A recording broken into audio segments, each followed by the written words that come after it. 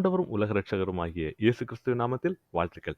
இன்னைக்கு இந்த வீடியோல நாம ஒரு டிபேட் பத்தி பார்க்க போறோம். சமீபத்துல கிளப்ஹவுஸ் அப்படிங்கிற ஒரு அப்ளிகேஷன்ல அல்லாஹ் உண்மையான ஏக இறைவனா அப்படிங்கிற ஒரு தலைப்பின் கீழ் நடத்தப்பட்ட ஒரு டிபேட். இதுல பாத்தீங்கன்னா அநேக காரியங்கள் வெளிப்படுத்தப்பட்டிருக்கும். குறிப்பா இஸ்லாமிய சகோதரர்கள் கிறிஸ்தவர்களை பார்த்து முன்வைக்கிற ஒரு குற்றச்சாட்டு, திரித்துவம் என்பது தவறான ஒரு கான்செப்ட், இது ஒரு சரியான கான்செப்ட் இல்லை அப்படிங்கிறத முன்வைப்பாங்க.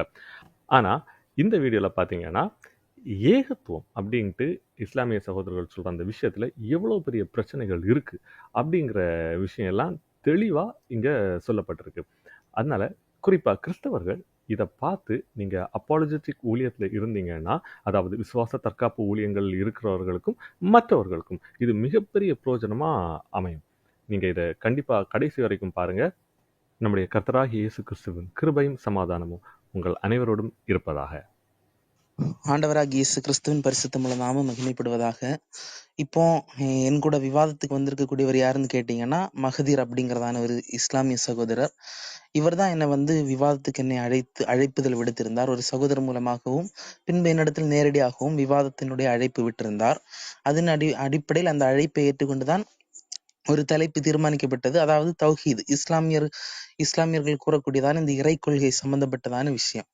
அப்போ அவர்கள் தௌஹீத் அப்படிங்கிறதான இறை கொள்கை சரியாக இருக்கிறது அப்படின்னு சொல்லும்போது, அப்படியே கூடவே திருத்துவத்தையும் சேர்த்து நம்ம பேசலாம்.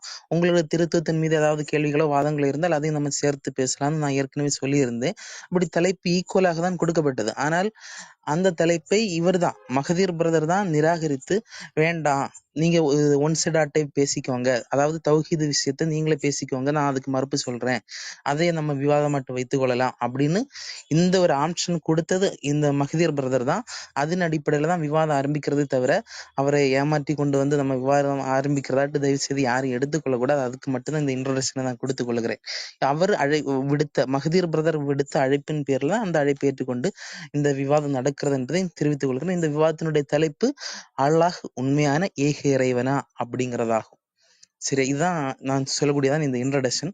ஓகே, கரண் பிரதர், நீங்க டைம் ஸ்டார்ட் பண்ண ஆரம்பிங்க, அதன் பிறகு நம்ம ஆரம்பிச்சிருவோம். ஓகே, நீ யார் முதல் பேச போறோம்னு சொல்லுங்க. நீங்களா மகதீர் பிரதரா பேசுறீங்க? நீங்களா வெயிட் பண்ணுங்க. 38 ஆகுதுன்னு நினைக்கிறேன். நான் டைம் இந்த ஸ்டாப் வாட்சர் செட் பண்ண. ஓகே, இப்ப ஸ்டார்ட் பண்ணுங்க அபிஷேக். ஓகே, ஸ்டார்ட் பண்ணலாம் அபிஷேக். இந்த கல்லின் மேல் என்னுடைய சபையை ஏற்படுத்துவின், பாதாளத்தின் வாசல்கள் அதை மேற்கொள்வதில்லை என்று சொன்ன ஆண்டவராகிய இயேசு கிறிஸ்துவின் பரிசுத்தமுள்ள நாமம் மகிமைப்படுவதாக. இன்றைக்கு நாம் எடுத்திருக்கக்கூடிய தலைப்பு நமக்கு எல்லோருக்கும் தெரிந்திருக்கிறபடி அல்லாஹ் உண்மையான ஏக இறைவனா அப்படிங்கிறதாகும். இந்த தலைப்பை நான் இரண்டாக பிரித்து பேசும்படிக்கு விரும்புகிறேன். முதலாவது அல்லாஹ் உண்மையான இறைவனா, இரண்டாவது அல்லாஹ் உண்மையான ஏக இறைவனா அப்படிங்கிறதான இந்த தலைப்பை இரண்டாக பிரித்து பேசும்படிக்கு விரும்புகிறேன்.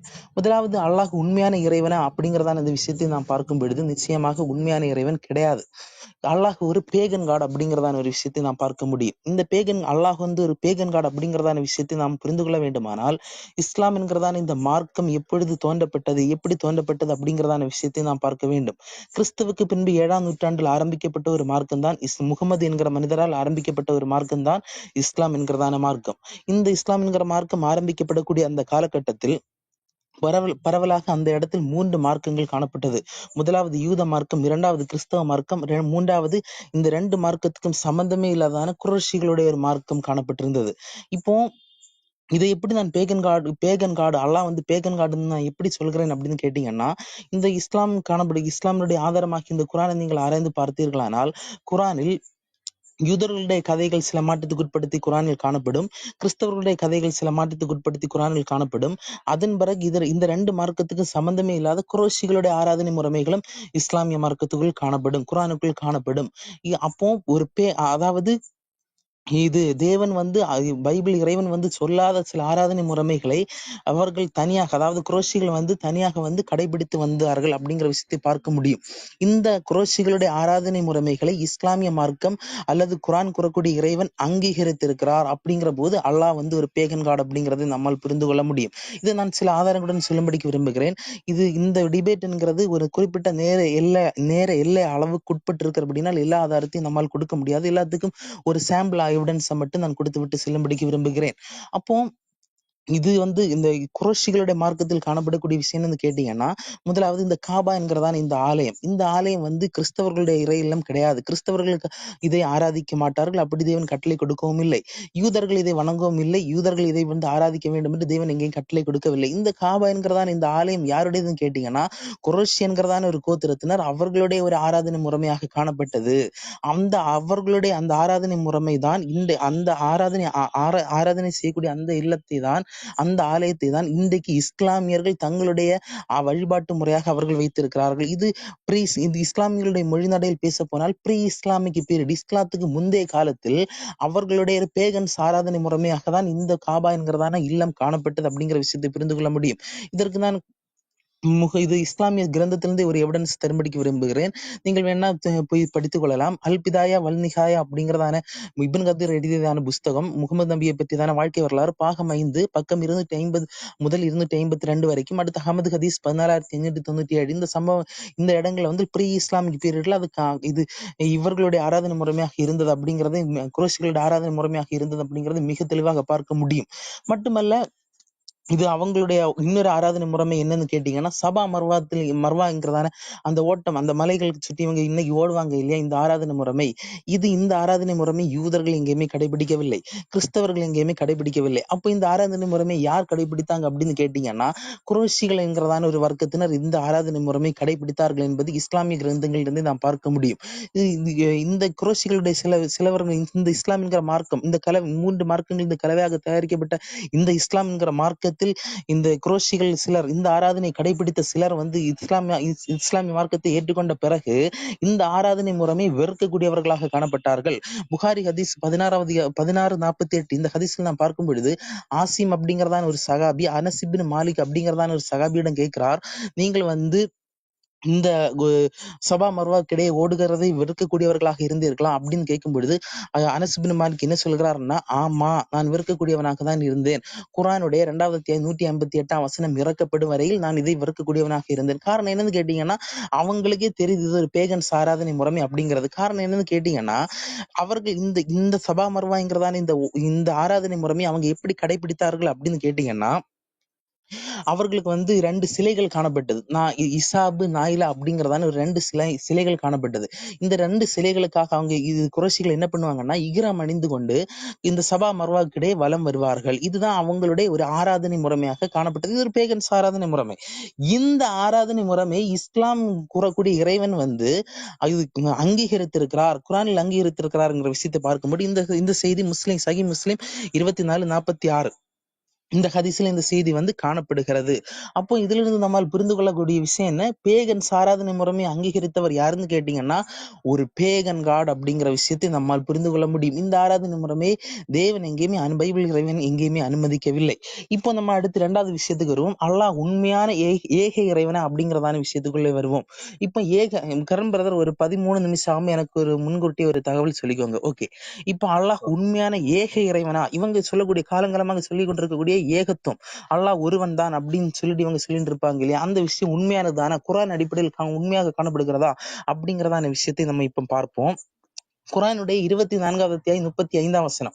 இந்த வசனத்துல அல்லாஹ் என்ன சொல்கிறான் என்றால், அல்லாஹ் வானங்களுக்கும் பூமிக்கும் ஒளியா இருக்கிறான் அப்படின்னு அல்லாஹ் சொல்லுகிறான்.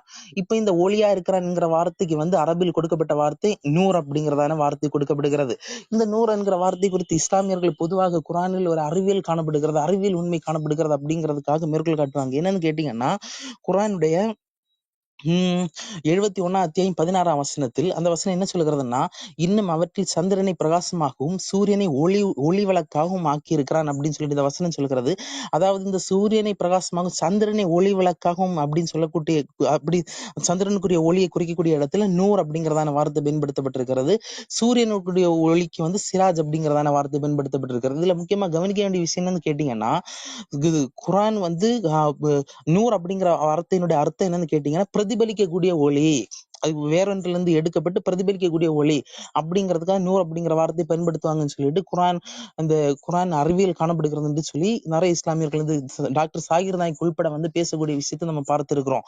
அப்போ இதுல இருந்து என்ன புரியுதுன்னா, நூர் அப்படின்னு சொன்னா என்ன அர்த்தம்? பிரதிபலிக்கக்கூடிய ஒளின்னு சொல்லிட்டு இஸ்லாமியர்கள் அர்த்தம் கொடுக்குறாங்க. குர்ஆன்ல இந்த வசனத்தின் அடிப்படையில் அறிவியல் சந்திரன் வந்து பிரதிபலிக்கக்கூடிய ஒளி என்கிற அறிவியல் உண்மை குர்ஆன் பேசுகிறது அப்படிங்கிறதுக்காக மேற்கோள் காட்டுவாங்க. அப்போ இந்த இடத்துல அப்படி பார்க்கும் பொழுது அல்லாஹ் வந்து பிரதிபலிக்கக்கூடிய ஒளியாக காணப்படுகிறான் அப்படிங்கிற விஷயத்தை நம்ம பார்க்கிறோம். இதே நேரத்தில் குர்ஆன்ல முகமது நபியும் ஒளியா இருக்கிறார் என்று வசனம் இருக்கிறது. 33வது அதிகாரம் 46ஆம் வசனம். அந்த வசனத்தில் பார்க்கும் பொழுது மேலும் அல்லாஹ்வுடைய உத்தரவின்படி மக்களை அவன் பக்கம் அழைப்பவராகவும் பிரகாசிக்கும் ஓர் விளக்காகவும் இருக்கிறீர். இந்த இடத்தில் விளக்காகவும் இருக்கிறீர்ங்கிற இடத்துல பயன்படுத்தப்பட்ட வார்த்தை சிராஜ். அப்போ என்னன்னு கேட்டீங்கன்னா, அல்லாஹ் வந்து பிரதிபலிக்கக்கூடிய ஒளியா இருக்கிறான் என்கிறது இந்த இடத்தில் மிக மிக தெளிவா இருக்கும் பொழுது, அல்லாஹ் வந்து சுயமாக பிரகாசிக்கிறவன் அல்ல அப்படிங்கிற விஷயம் தெளிவாகிறது. அப்படியானால் அல்லாஹ் இந்த ஒளியை யாரிடத்துல இருந்து வாங்குறான்? அல்லாஹ் சுயமாக பிரகாசிக்கவில்லை. அப்படியானால் இந்த அல்லாஹ் யாரிடத்தில் ஒளியை வாங்குகிறான் அப்படின்னு நீங்க கேட்டீங்கன்னா, அதற்கு அல்லாவே பதில் சொல்லுகிறான். நம்ம இங்க புதுசா பதில கண்டுபிடிக்க வேண்டிய அவசியம் இல்லை. அல்லாஹ் அந்த வசனத்தினுடைய கீழே ஒரு உவமை சொல்லுகிறான். என்ன உவமை சொல்லுகிறான்டா, அல்லாவினுடைய ஒளியினுடைய உவமையாவது அப்படின்னு சொல்லி ஆரம்பிக்கிறது. அந்த உவமை என்னன்னு கேட்டீங்கன்னா, ஒரு விளக்கு காணப்படுகிறது. அந்த விளக்குக்குள்ள வந்து ஒரு கண்ணாடி குவியல் காணப்படுகிறது. அந்த கண்ணாடி குவியலுக்குள்ள ஒரு விளக்கு காணப்படுகிறது.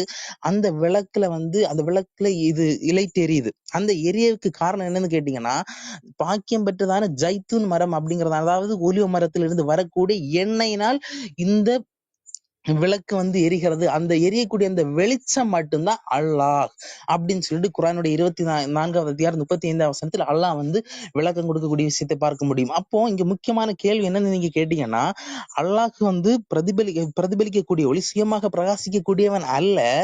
அல்லாஹ்வுக்கு எரிபொருள் வேறொரு சோர்ஸ்ல இருந்து எரிபொருள் வருகிறதாக இங்கு காணப்படுகிறது அப்படிங்கிறதான விஷயத்தை பார்க்க முடியும். அப்போ அல்லாஹ் ஒருவன் என்கிற வாதமும், அல்லாஹ் சுயமாக எல்லா விஷயத்தை செய்யக்கூடியவன், சுயசக்தி உடையவன் என்கிற வாதமும் இந்த வசனத்தின் அடிப்படையில் சுக்குநூறாக உடையக்கூடிய விஷயத்தை நாம் பார்க்க முடியும். மேலும் அல்லாஹ் ஒரு தனித்தவன், அல்லாஹ் யாராலும் புறப்படவில்லை என்றெல்லாம் இவர்கள் பேசக்கூடிய விஷயத்தை நம்ம பார்க்கிறோம். ஆனால் குர்ஆனுடைய 3வது அதிகாரம் 180ஆம் வசனத்தின் அடிப்படையிலும், குர்ஆன் 57ஆம் அதிகாரம் 10ஆம் வசனத்தின் அடிப்படையில் நாம் பார்க்கும் பொழுது அல்லாஹ் அங்கே என்ன சொல்கிறான் என்றால், வானங்கள் பூமி ஆகியவற்றில் இருக்கும் அனைத்திற்கும் அனந்தர பாத்தியதை அல்லாஹ்வுக்கே உரியதாகும். அதாவது அனந்தர பாத்தியதை, எல்லா வானம் பூமி உள்ள எல்லா விஷயங்களுக்கும் அனந்தர பாத்தியதை அல்லாஹ்வுக்கே உரியதாகும் சொன்னா என்ன அர்த்தம்? அனந்தர பாத்தியதை அப்படின்னு சொன்னா என்னன்னு கேட்டீங்கன்னா, ஹெரிட்டேஜ் அப்படின்னு சொன்னா என்ன? மூதாதையர்களுடைய சொத்து எனக்கு வரக்கூடியதனுடைய பேர் தான் ஹெரிட்டேஜ் அப்படின்னு சொல்லுவோம். இப்ப நான் வந்து சுயமாக நான் கொஞ்சம் காசு சம்பாதிச்சு ஒரு நிலத்தை வாங்கினால் அது ஹெரிட்டேஜ் கிடையாது. அதே நேரத்தில் என்னுடைய தாத்தா பாட்டியினுடைய சொத்து எனக்கு கிடைச்சதுன்னா அது பூர்வீக சொத்து எனக்கு கிடைக்குது, ஹெரிட்டேஜ். இங்க அல்லாஹ் என்ன சொல்கிறான்? இவையெல்லாம் எனக்கு ஹெரிட்டேஜாக கிடைக்கும், எனக்கு வந்து பூர்வீக சொத்தாக கிடைக்கும், இன்ஹெரிட்டேஜாக கிடைக்கும் அப்படின்னு சொல்லும் பொழுது அல்லாஹ் இந்த இடத்தில் யாராக மாறுகிறார்? அல்லாஹ்வுக்கு மூதாதையர்கள் இருக்கிறார்கள் அப்படிங்கிற விஷயம் மிக தெளிவாக நமக்கு புரிந்து கொள்ள முடிகிறது. மேலும் அல்லாஹ் வந்து பரிந்துரை செய்கிறான் அப்படிங்கிற விஷயத்தை நம்ம பார்க்க முடியும். குர்ஆன்ல 6வது அதிகாரம் 51ஆம் வசனத்தில் நாம் பார்க்கும் பொழுது அல்லாஹ் வந்து பரிந்துரை செய்யக்கூடியவன் அப்படிங்கிற விஷயத்தை பார்க்கணும். நான் அந்த வசனத்தை படிக்கிறேன். இன்னும் எவர்கள் இறைவன் முன் மறுமையில் கொண்டு வரப்படுகிறது பற்றி பயப்படுகிறார்களோ அவர்களுக்கு இவ்வேதத்தை கொண்டு எச்சரிக்கை செய்யும். பாவத்தின் நீங்கி அவர்கள் பயபக்தியுடையவராகும் பொருட்டு அவனை தவிர அவர்களுக்கு பாதுகாப்பளிப்பவரோ பரிந்து பேசுபவரோ எவரும் இல்லை அப்படின்னு இந்த வசனம் சொல்கிறது. அதாவது அல்லாஹ் வந்து பரிந்துரை செய்வான். மறுமை நாள்ல வந்து அல்லாஹ் தான் பரிந்துரை செய்வான். அல்லாஹ்வை தவிர உங்களுக்கு பாதுகாப்பு அளிப்பவரோ பரிந்து பேசுபவரோ எவரும் இல்லை அப்படின்னு சொல்லிட்டு அல்லாஹ்வே இங்க வாக்குமூலம் கொடுக்கக்கூடிய விஷயத்தை நாம் பார்க்க முடியும். மேலும் குர்ஆனுடைய 6வது அதிகாரம் 70ஆம் வசனத்தில் நாம் இந்த விஷயத்தை பார்க்க முடியும். அதாவது அங்க என்ன சொல்லப்படுகிறது என்றால், ஒரு நிமிஷம். ஓகே, நபியை யார் தங்கள் மார்க்கத்தை விளையாட்டாகவும் வெறும் வேடிக்கையாகவும் எடுத்துக்கொண்டார்களோ, இன்னும் யாரை இவ்வுலக வாழ்க்கை ஏமாற்றி விட்டதோ அவர்களை விட்டுவிடும். எனினும் அவர்களுக்கு ஒவ்வொரு ஆத்மாவும் தான் செய்த செயல்களின் காரணமாக ஆபத்தில் சிக்கிக்கொள்ளும். அவர்களுக்கு குர்ஆனை கொண்டு நினைப்படுத்தும். அந்த ஆத்மாவுக்கு அல்லாஹ்வை தவிர பாதுகாவலரோ பரிந்து பேசுபவரோ எவரும் இல்லை அப்படின்னு அல்லாஹ் சொல்லுகிறான். அப்போ குர்ஆன் இன்றைக்கு இஸ்லாமியர்கள் வணங்கக்கூடிய இறைவன் யாருன்னு நீங்க கேட்டீங்கன்னா, அவன் மறுமை நாளில் பரிந்துரை செய்யக்கூடியவனாக காணப்படுகிறான் அப்படிங்கிற விஷயத்தை நம்ம பார்க்க முடியுது. இந்த பரிந்துரைங்கிற விஷயத்தை குறித்து பார்க்கும்போது குறைஷிகளுக்கு இந்த பரிந்துரை குறித்து ஒரு நம்பிக்கை காணப்பட்டது. அந்த நம்பிக்கையை அல்லாஹ் உடைத்து பேசக்கூடிய விஷயத்தை பார்க்க, அதாவது மறுதலித்து பேசக்கூடிய விஷயத்தை நம்ம பார்க்க முடியும். குர்ஆனுடைய 39வது அதிகாரம் 43, 44 ஆகிய வசனங்களை நம்ம பார்க்க முடியுது. அல்லாஹ் அங்கு என்ன சொல்கிறான் அப்படின்னு கேட்டீங்கன்னா, அவர்கள் அல்லாஹ் அல்லாதவற்றை தங்களுக்கு பரிந்து பேசுபவர்களாக எடுத்துக்கொண்டார்களா? நபியை நீர் கூறுவீராக, அவை எந்த சக்தியும் அறிவும் பெறாமல் இருந்த போதிலுமா அப்படின்னு சொல்லிட்டு அல்லாஹ் கேட்டுட்டு என்ன சொல்கிறார் என்றால், பரிந்து பேசுதல் எல்லாம் அல்லாஹ்வுக்கே உரியது. அப்போ அல்லாஹ் மட்டும்தான் பரிந்து பேசுவான். அது நம்ம தான், அது அந்த அந்த பொறுப்பு, அந்த டியூட்டி நமக்கு தான் இருக்குது. எனக்கு தான் அது இருக்குது. அவங்க பண்ண மாட்டாங்க, நீங்க அவங்க பண்ணுகிறதாட்டு தவறா நினைச்சிருக்கீங்கன்னு சொல்லிட்டு அந்த பரிந்து பேசுதல் அப்படிங்கிறதான அந்த கடமையை தன் மீது ஏற்றுக்கொள்ளுகிறான். அப்போ அல்லாஹ் பரிந்து பேசக்கூடியவன் அப்படிங்கிறது இந்த இடத்தில் சந்தேகத்துக்கு இடமின்றி அடிவரையிட்டு நிரூபிக்கக்கூடிய வேடிக்கையான விஷயத்தை நம்ம பார்க்க முடியும். அப்போ இஸ்லாமியர்கள் காலங்காலமாக சொல்லிக் கொண்டு வரக்கூடிய வாதம் என்னது? அல்லாஹ் ஒரே இறைவன் தான், அவனை தவிர வேறு யாரும் இல்லை, அவன் தான் எல்லாமே அவன் தான். இறை கொள்கை மிகச் சரியாக இருக்கிறது என்று இஸ்லாமியர்கள் சொல்வார்கள். ஆனால் குர்ஆனை இஸ்லாத்தை நம்ம பரிசோதித்து பார்த்தா நேரே தலைகீழாக தான் காணப்படுகிறது. ஒரு பேகன் காடாகவும் காணப்படுகிறார் அப்படிங்கிற விஷயத்தை நாம் பார்க்க முடியும். மேலும் குர்ஆனுடைய 64வது அதிகாரம் இன்னி அல்லாஹ் குர்ஆன்லயே அல்லாஹ் என்ன சொல்கிறார் என்றால், வேறு சில அல்லாஹ்வை தவிர வேறு சிலர் இருப்பதாக அல்லாஹ்வை மேற்கோள் காட்டக்கூடிய இன்னும் சில விஷயங்களை நம்ம ஆதாரங்களோட. எப்படி கேட்கல? இன்னும் 2 நிமிடம் தான் இருக்கு உங்களுக்கு. சரி, ஓகே. சரி, இப்ப அல்லாஹ் கூறக்கூடிய வேறொருவரை குறித்து நம்ம பார்க்க போகிறோம். கொஞ்சம் எல்லாரும் கவனமா கேளுங்க. குர்ஆனுடைய 64வது அதிகாரம் 8ஆம் வசனம். இந்த வசனத்தை நம்ம வாசிக்கிறீங்களான்னு கேளுங்க. ஆகவே நீங்கள் அல்லாஹ்வின் மீதும் அவன் தூதன் மீதும் நாம் இறக்கி வைத்த வேதமாகிய ஒளியின் மீதும் ஈமான் கொள்ளுங்கள். நல்லா கவனிங்க, உன்னோட படிக்கிறேன். ஆகவே நீங்கள் அல்லாஹ்வின் மீது ஈமான் கொள்ளணும், அவனுடைய தூதர் மீது நீங்க ஈமான் கொள்ளணும். அதோட போதாது, நாம் இறக்கி வைத்த ஒளியின் மீது ஈமான் கொள்ளணும். பொதுவாக இஸ்லாமியர்கள் சொல்லக்கூடிய விஷயம் என்னன்னு கேட்டீங்கன்னா, குர்ஆன் முழுக்க முழுக்க அல்லாஹ்வினுடைய வார்த்தை அப்படி நம்ம இப்ப எடுப்போம். பேசக்கூடியவர் என்ன சொல்றாரு? நீங்க அல்லாஹ்வின் மீது ஈமான் கொள்ளணும், அவருடைய தூதன் மீது ஈமான் கொள்ளணும், நான் அனுப்பின ஒளியின் மீது நீங்க ஈமான் கொள்ளணும். இங்க எத்தனை பேர் வந்தாங்க? மிக தெளிவாக 2 பேர் இருக்காங்க. எழுத்துக்கூட்டி படிக்க தெரிஞ்சவங்களுக்கு மிக தெளிவாக புரியும், இங்க 2 பேர் இருக்கிறார்கள் அப்படிங்கிறதான விஷயம். மேலும் குர்ஆனுடைய சரி, ஓகே, நீங்க முடிச்சுக்கோங்க. எனக்கு பிரதர் நீங்க முடிச்சுக்கோங்க, இந்த டைம் முடிச்சுக்கோங்க, அவருக்கு கொடுங்க வாய்ப்பு. ஒரு நிமிஷம், அதுக்கு முன்னாடி எனக்கு ஒரு நிமிஷம். இந்த சூரியனை, அதாவது அந்த அல்லாஹ் ஒளியா இருக்கான்டால, அந்த வசன ரெஃபரன்ஸ் மட்டும் கொடுங்களேன். நான் நோட் பண்ண விட்டுட்டேன், நீங்க டக்குன்னு சொல்லிக்கிட்டே போனீங்க, அதை நோட் பண்ணல. 24:35 அவரோட டைம் ஸ்டார்ட் ஆச்சா? ஸ்டார்ட் பண்ணி கொடுங்க அவர். இல்ல நீ ஸ்டார்ட் ஆகல. அவர் ஸ்டார்ட் ஆகிறான்னா 53க்கு ஸ்டார்ட் ஆகட்டுமே. நான் சொல்லும் போது ஸ்டார்ட் பண்ணட்டும். Okay, start. Okay brother, start பண்ணு. அலைக்கும் வரஹ்மத்துல்லாஹி வபரகாத்துஹு. தனக்கு பிள்ளை ஏற்படுத்தி கொள்ளாத அல்லாஹ்வுக்கே எல்லா புகழும். சரி, இப்ப நம்ம விவாதத்தை ஸ்டார்ட் பண்ணிடுவோம். இப்ப விவாதம் கூப்பிட்டது நான் தான், சரிங்களா? சரி, இப்ப அதற்கு முன்னாடி இப்ப அபிஷேக் எத்தனை கேள்வி வச்சிருக்காப்புலன்னா 1, 2, 3, 4 கேள்வி வச்சிருக்காப்புல, சரிங்களா? அந்த 4 கேள்விக்கு நம்மளுக்கு 3 நிமிஷம் போதும் பதில் சொல்ல. சரி, ஓகே. அதுக்கு முன்னாடி ஒன்னொன்னு நான் கேட்டுக்கிறேன். அந்த அரபி அகராதி ஒண்ணு சொன்னாப்புல, ஏன்னா இப்ப நம்மளுக்கு வாதங்கள் வைக்க வேண்டியது இருக்கு. இறைவன் உண்மையான இறைவன் அல்லாஹ் தான் அப்படிங்கிறதுக்கு சான்று நம்மளுக்கு வைக்க வேண்டியது இருக்கு, புரியுதுங்களா? அது பேசுறது நம்மளுக்கு 3-4 மணி நேரம் ஆகும். இருந்தாலும் ரத்தின சுருக்கமா இப்ப பேச வேண்டியது இருக்கு இந்த குறிப்பிட்ட நேரத்துல. அதனால அதை நம்ம பேசி ஆகணும். சரி, இப்ப 100 என்றால் பிரதி ஒளி என எங்கே அகராதி உள்ளது? அதை மட்டும் அவர் எனக்கு கொடுக்கணும். பிரதி ஒளியின் 100க்கு அர்த்தம் அப்படிங்கறத அவர் எனக்கு கொடுத்தாகணும், சரிங்களா? சரி, ஓகே. இப்ப நம்ம வார்த்தை ஸ்டார்ட் பண்ணிடுவோம். முதல்ல இப்ப நான் பேசுறது கொஞ்சம் தலைப்பு மாறி போற மாதிரி தான் இருக்கும். இருந்தாலும் நான் நிரூபிக்கணும் அப்படிங்கறதுனால, இப்ப அல்லாஹ் இறைவங்கிறத நிரூபிக்கிறதுக்கு என் வாதத்தையும் கொண்டு வர வேண்டியதா இருக்கு. அதனால ஃபர்ஸ்ட் நான் இதை தான் பேசணும். அதை நான் தலைப்புல சொல்லியிருந்தேன், சரிங்களா? சரி, ஃபர்ஸ்ட் முதல்ல இறைவன் இருக்கானா அப்படின்னு ஒரு கேள்வி, சரிங்களா? இறைவன் இருக்காங்கிறத நம்ம ஏத்துக்கிட்டோம், சரிங்களா? ஏன் அப்படி சொல்றோம் அப்படின்னா, இந்த உலகத்தை யாராச்சும் ஒரு ஆள் தான் படைச்சிருக்கணும், சரிங்களா? ஏன்னா நாத்திக இன்னைக்கு இறைவன் இல்லைன்னு சொல்றான். ஆனா நம்ம பார்க்க உள்ள இறைவன் இருக்காங்கிறத உறுதி செய்யறோம். எப்படி உறுதி செய்யறோம்? படைப்பினங்களை பாக்குறோம். மனுஷன் படைப்பினங்களை பாக்குறான், ஒவ்வொன்றும் துல்லியமா அமைக்கப்பட்டிருக்கு. அப்ப அவன் என்ன சொல்றான்? சரி, கண்டிப்பா இறைவன் தான் அதை படைச்சிருக்கணும் அப்படிங்கிறத மனுஷன் உறுதி செய்யறான், சரிங்களா? சரி, ஓகே. இப்ப மனுஷன் அதை உறுதி செய்யறான்ல, அவனுக்கு சில வழிகள் தேவைப்படுது. எப்படி? உதாரணத்துக்கு ஒரு மனிதன் இருக்கான், ஒரு மனிதனுக்கு அவன் காட்டுல தனியா வாழ்ந்துகிட்டு இருக்கான். அப்படி வாழக்குள்ள அவனுக்கு யாரும் எதுவுமே இறைவனை பத்தி சொல்லி கொடுக்கல. அப்படி இருந்த போதிலும் அவன் எதை அறிஞ்சு கொள்வான்னா, இறைவனை அறிஞ்சு கொள்வான். சரி, இறைவனா ஒருத்தன் இருக்கதாண்டா செய்வான், படைப்பினங்களை பார்த்து அறிஞ்சுக்குவான், சரியா? 1. ரெண்டாவது என்ன பண்ணுவான், யோசிப்பான். சரி, எல்லா பொருளும் ஒரு காரணத்தோட தான் நடக்குது அப்படிங்கறத நம்ம நிரூபிச்சிருக்கோம், அது உண்மைதான். ஏன்னா சயின்ஸாவும் அப்படிதான், எந்த பொருளா இருந்தாலும் எந்த ஆட்டம் இயங்கினாலும் ஒரு ரீசனா தான் இயங்குது. சரிங்களா? இப்ப அந்த மனுஷங்க எல்லாமே அதை ஏத்துக்கிறாங்க. ஒரு விஷயத்துல மறுக்கிறாங்க. எதுல? சரி, இப்ப இந்த உலகம் இயங்குது, நிறைய பேர் வாழ்றாங்க, இறக்குறாங்க, திருப்பி வாழ்றாங்க, இறக்குறாங்க. இது மட்டும் சும்மா நடக்குமா? இதுக்கும் ஒரு ரீசன் இருக்கத்தான் செய்யுங்கிறத மனுஷன் அப்ப உணர்ந்துக்குவான், அந்த காட்டுல தனியா வாழ்ந்தாலும். சரிங்களா? சரி, இப்ப இததான் அப்படியே இஸ்லாம் சொல்லுது. என்ன சொல்லுது? ஒரு இறைவன் இருக்கான், படைச்சவன் ஒருத்தன் இருக்கான், அவனை நீங்க வணங்கணும் அப்படிங்கறத இஸ்லாம் சொல்லுது. ஒண்ணு.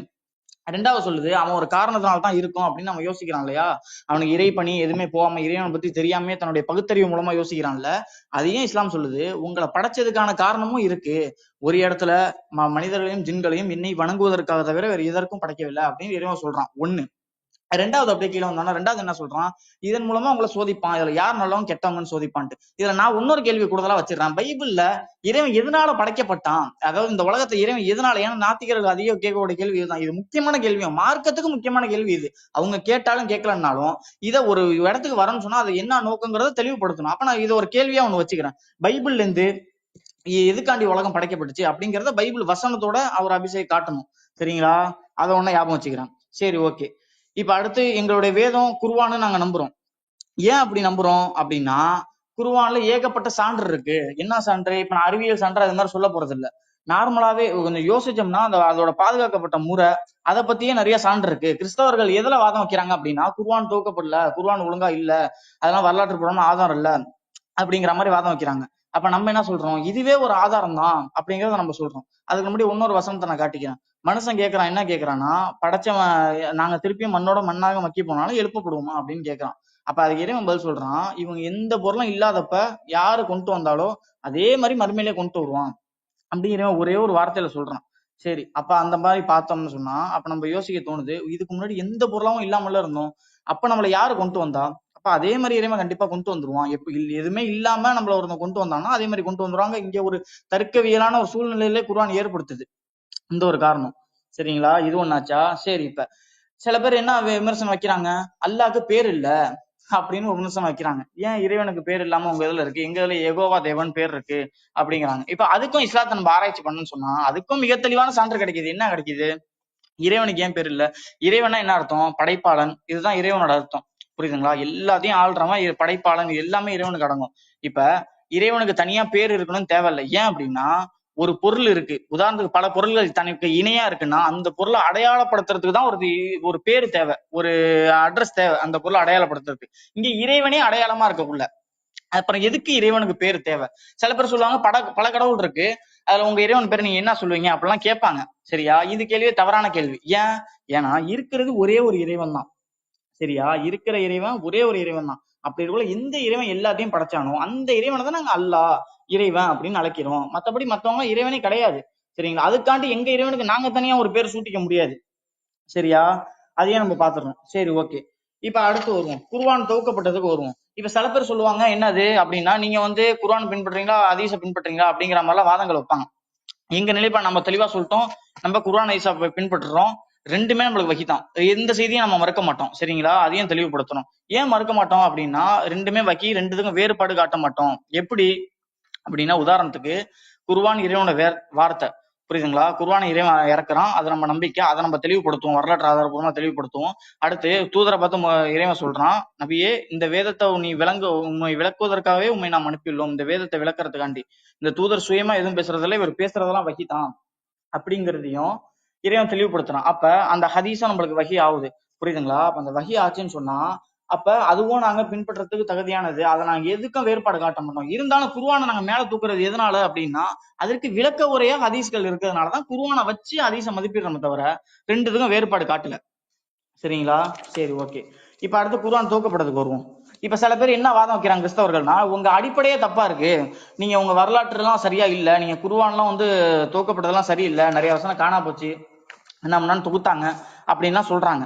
சரி, ஓகே. நான் அல்லாவுடைய ஒன்னொன்னு அவங்க வைக்கிற பிரதானமான விமர்சனம் என்ன அப்படின்னா, நீ அல்லாவுடைய ஒரு காலத்துல இருந்த குர்ஆனு உஸ்மான் அலி குர்ஆனு இல்ல, அதுவும் வேற அப்படிங்கிற மாதிரிலாம் ஒரு குற்றச்சாட்டு வைக்கிறாங்க. சரிங்களா? அதனால இஸ்லாமிய சான்றுல இருந்து அதற்கான ஆதாரத்தை நம்ம எடுத்துருவோம் அப்படின்ட்டு உங்கள்ட்ட ஒரு ஆதாரம் வைக்கிறேன். உதாரணத்துக்கு ஃபர்ஸ்ட் ஆதாரம் சமுரார் அலி அறிவிக்கிறாங்க. அல்லாஹ்வுடைய தூதர் காலத்திலேயே வாழ்ந்தவங்க, குர்ஆனை ஓதுனவங்க, மனப்பாடம் பண்ணவங்க, அபூபக்கர் அலி, உஸ்மான் அலி, புரியுதுங்களா? அதுக்கு அப்புறம் வாழ்ந்தவங்க, மனப்பாடம் பண்ணாங்க. அவங்க சொல்றாங்க, நபி ஸல்லல்லாஹு அலைஹி வஸல்லம் அவர்களுக்கு பல முறை குர்ஆன் ஓதி காண்பிக்கப்பட்டது. இன்று நமது ஓதல் தான் அல் அர்தத் அல் ஆகிரா. இந்த ஓதல் தான் இப்பயும் இருக்கு. இது அல்லாஹ்வுடைய தூதர் காலத்திலயும் இருந்துச்சு, உஸ்மான் அலி காலத்திலயும் இருக்கு. ஹதீஸ் சொல்லிடுறேன். முஸ்தக்ரல் அல் ஹாக்கிம் 2904. இன்னொரு சான்று, அதுக்கு நம்ம நிறைய சான்று இருக்கு. இன்னொரு சான்றை நம்ம எடுத்து வைக்கணும். உபைதா அறிவிக்கிறாங்க, அல்லாஹ்வுடைய தூதர் காலத்துல ஓதப்பட்ட ஓதல் தான் இப்பயும் ஓதக்கிட்டு இருக்கோம். உஸ்மான் அலி காலத்துல அறிவிக்கிறாங்க. முசன்னப் இப்னு அபிசைபா 30,021 இந்த ஹதீஸ்ல இடம்பெறுது. சரிங்களா? அப்ப இங்க மிக தெளிவா அவங்களே சான்று கொடுக்குறாங்க. மனப்பாடம் பண்ணவங்களே அல்லாஹ்வுடைய தூதர் காலத்துல எப்படி இருந்துச்சோ அப்படியே இருக்கு, குர்ஆன் அப்படியே இருக்குங்கிற சான்றை கொடுக்குறாங்க. சரியா? சரி, அடுத்து இன்னொரு வாதம் கிறிஸ்தவர்கள் அப்படியே வைக்கிறாங்க. இதையும் பார்த்தா என்ன வாதம் வைக்கிறாங்க அப்படின்னா, சரி குர்ஆன் ஓதல் முறை பல குர்ஆன் வச்சிருக்காங்க, ஹப்ஸ், அரிசு, இந்த மாதிரி 7 வகையான வட்டார மொழிகளுக்கெல்லாம் சொல்றாங்க, அதுக்கு நீங்க ஒண்ணு காட்டுங்க அப்படிலாம் சொல்றாங்க. இது எல்லாமே பாத்தீங்கன்னா எப்படின்னா அந்த ஓதல் முறை தான், அந்த ஒரு சின்ன எதுல அந்த ஆண்பால் பெண்பால் இதுதான் வேறுபடும். அதற்கான சான்றும் இப்னு அப்பாஸ் தெளிவுபடுத்துறாங்க. சரிங்களா? அதற்கான சான்றையும் நம்ம பார்த்துருவோம். சரி, நபி ஸல்லல்லாஹு அலைஹி வஸல்லம் காலத்துல எப்படி குர்ஆன் ஓதப்பட்டதோ அப்படிதான் ஓதப்பட்டதுங்கிற சான்றை நம்ம பார்த்தோமா?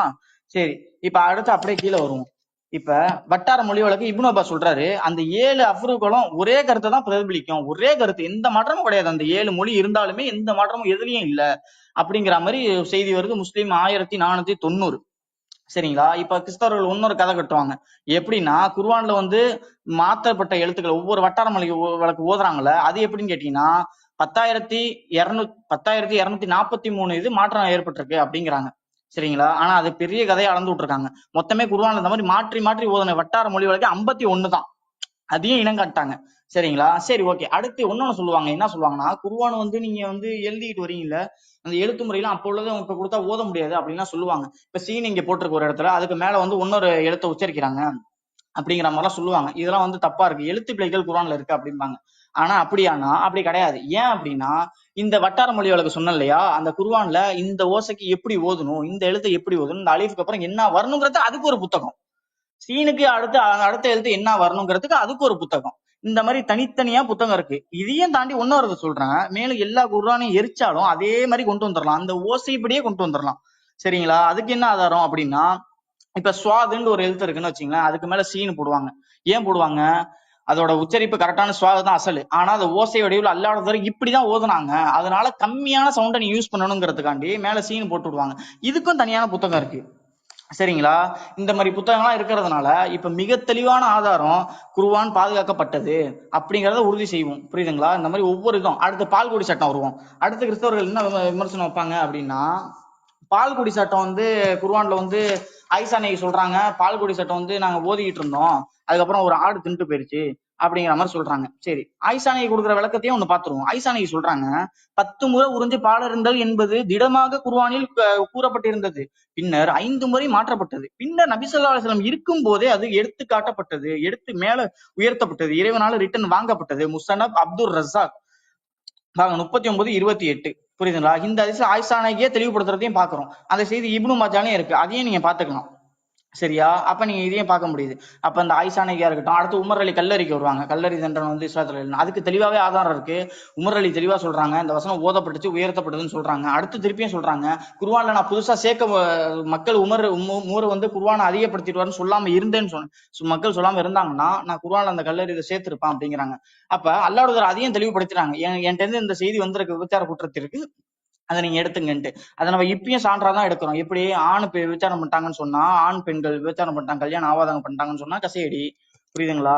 அப்படி கல்யாணம் ஆணவங்க விபச்சாரம் பண்ணாங்கன்னா அந்த ஹதீஸ்ல இருந்து நம்ம எடுத்துருவோம், கல்லடி தண்டனை தான் அவங்களுக்கு அப்படிங்கிறத இப்பயும் நம்ம இது பண்றோம். சரிங்களா? ஜி ஒண்ணு எத்தனை நிமிஷம் இருக்கு? ஜி ஒண்ணு எத்தனை நிமிஷம் இருக்கு? உங்களுக்கு 4 நிமிஷம் இருக்கு. சரி, ஓகே.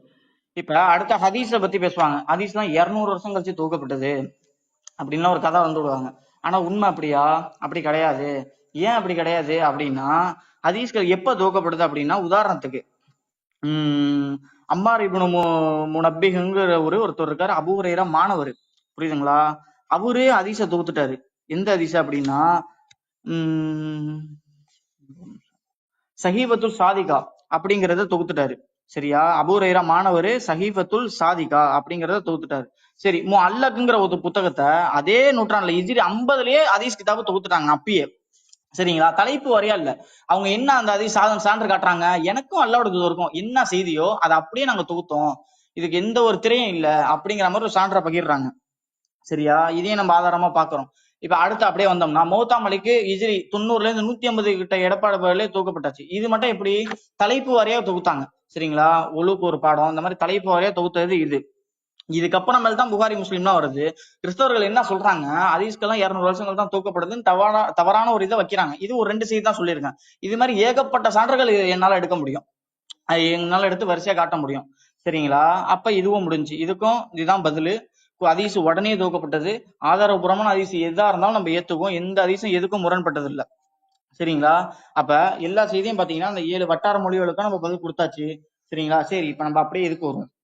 இப்ப நம்ம அந்த குர்ஆன்ல இறைவன் சொல்றான்ல, இதுதான் சான்றுன்னு குறைங்க. ஏன் அப்படின்னா, பொதுவா ஒவ்வொரு வரலாற்றுக்கும் எவ்வாறு பாதுகாக்கப்படும் அப்படின்னா, கேள்விப்படத்தை வச்சு எழுதுவாங்க, அது காலங்காலமா வரும், அது அப்படியே இருக்கும். ஆனா இஸ்லாமியோட வரலாறு கொஞ்சம் வேற. எப்படின்னா, அல்லாஹ்வுடைய வரலாறை பாதுகாக்க கிட்டத்தட்ட 5 லட்சம் மனிதர்கள் வரலாறு பாதுகாக்கப்பட்டிருக்கு. எப்படி பாதுகாக்கப்பட்டுச்சு? அவங்க நல்லவங்களா, அவங்க கெட்டவங்களா, அவங்க உலக பார்வையில அவங்க நல்லவங்களா, பொய் சொல்லக்கூடியவரா, அவர் மறதி உள்ளவரா, இந்த மாதிரி 5 லட்சம் வரலாறுகள், மனிதர்கள் வரலாறு பாதுகாக்கப்பட்டுச்சு. சரியா? அல்லாஹ்வுடைய ஒரு செய்தி கிடைச்சுன்னு சொன்னா அதோட சங்கிலி தொடரா வந்துகிட்டே இருக்கும். எப்படி எனக்கு இவர் சொன்னார், எனக்கு இவர் சொன்னார் அப்படின்னு சங்கிலி தொடரா வரும்.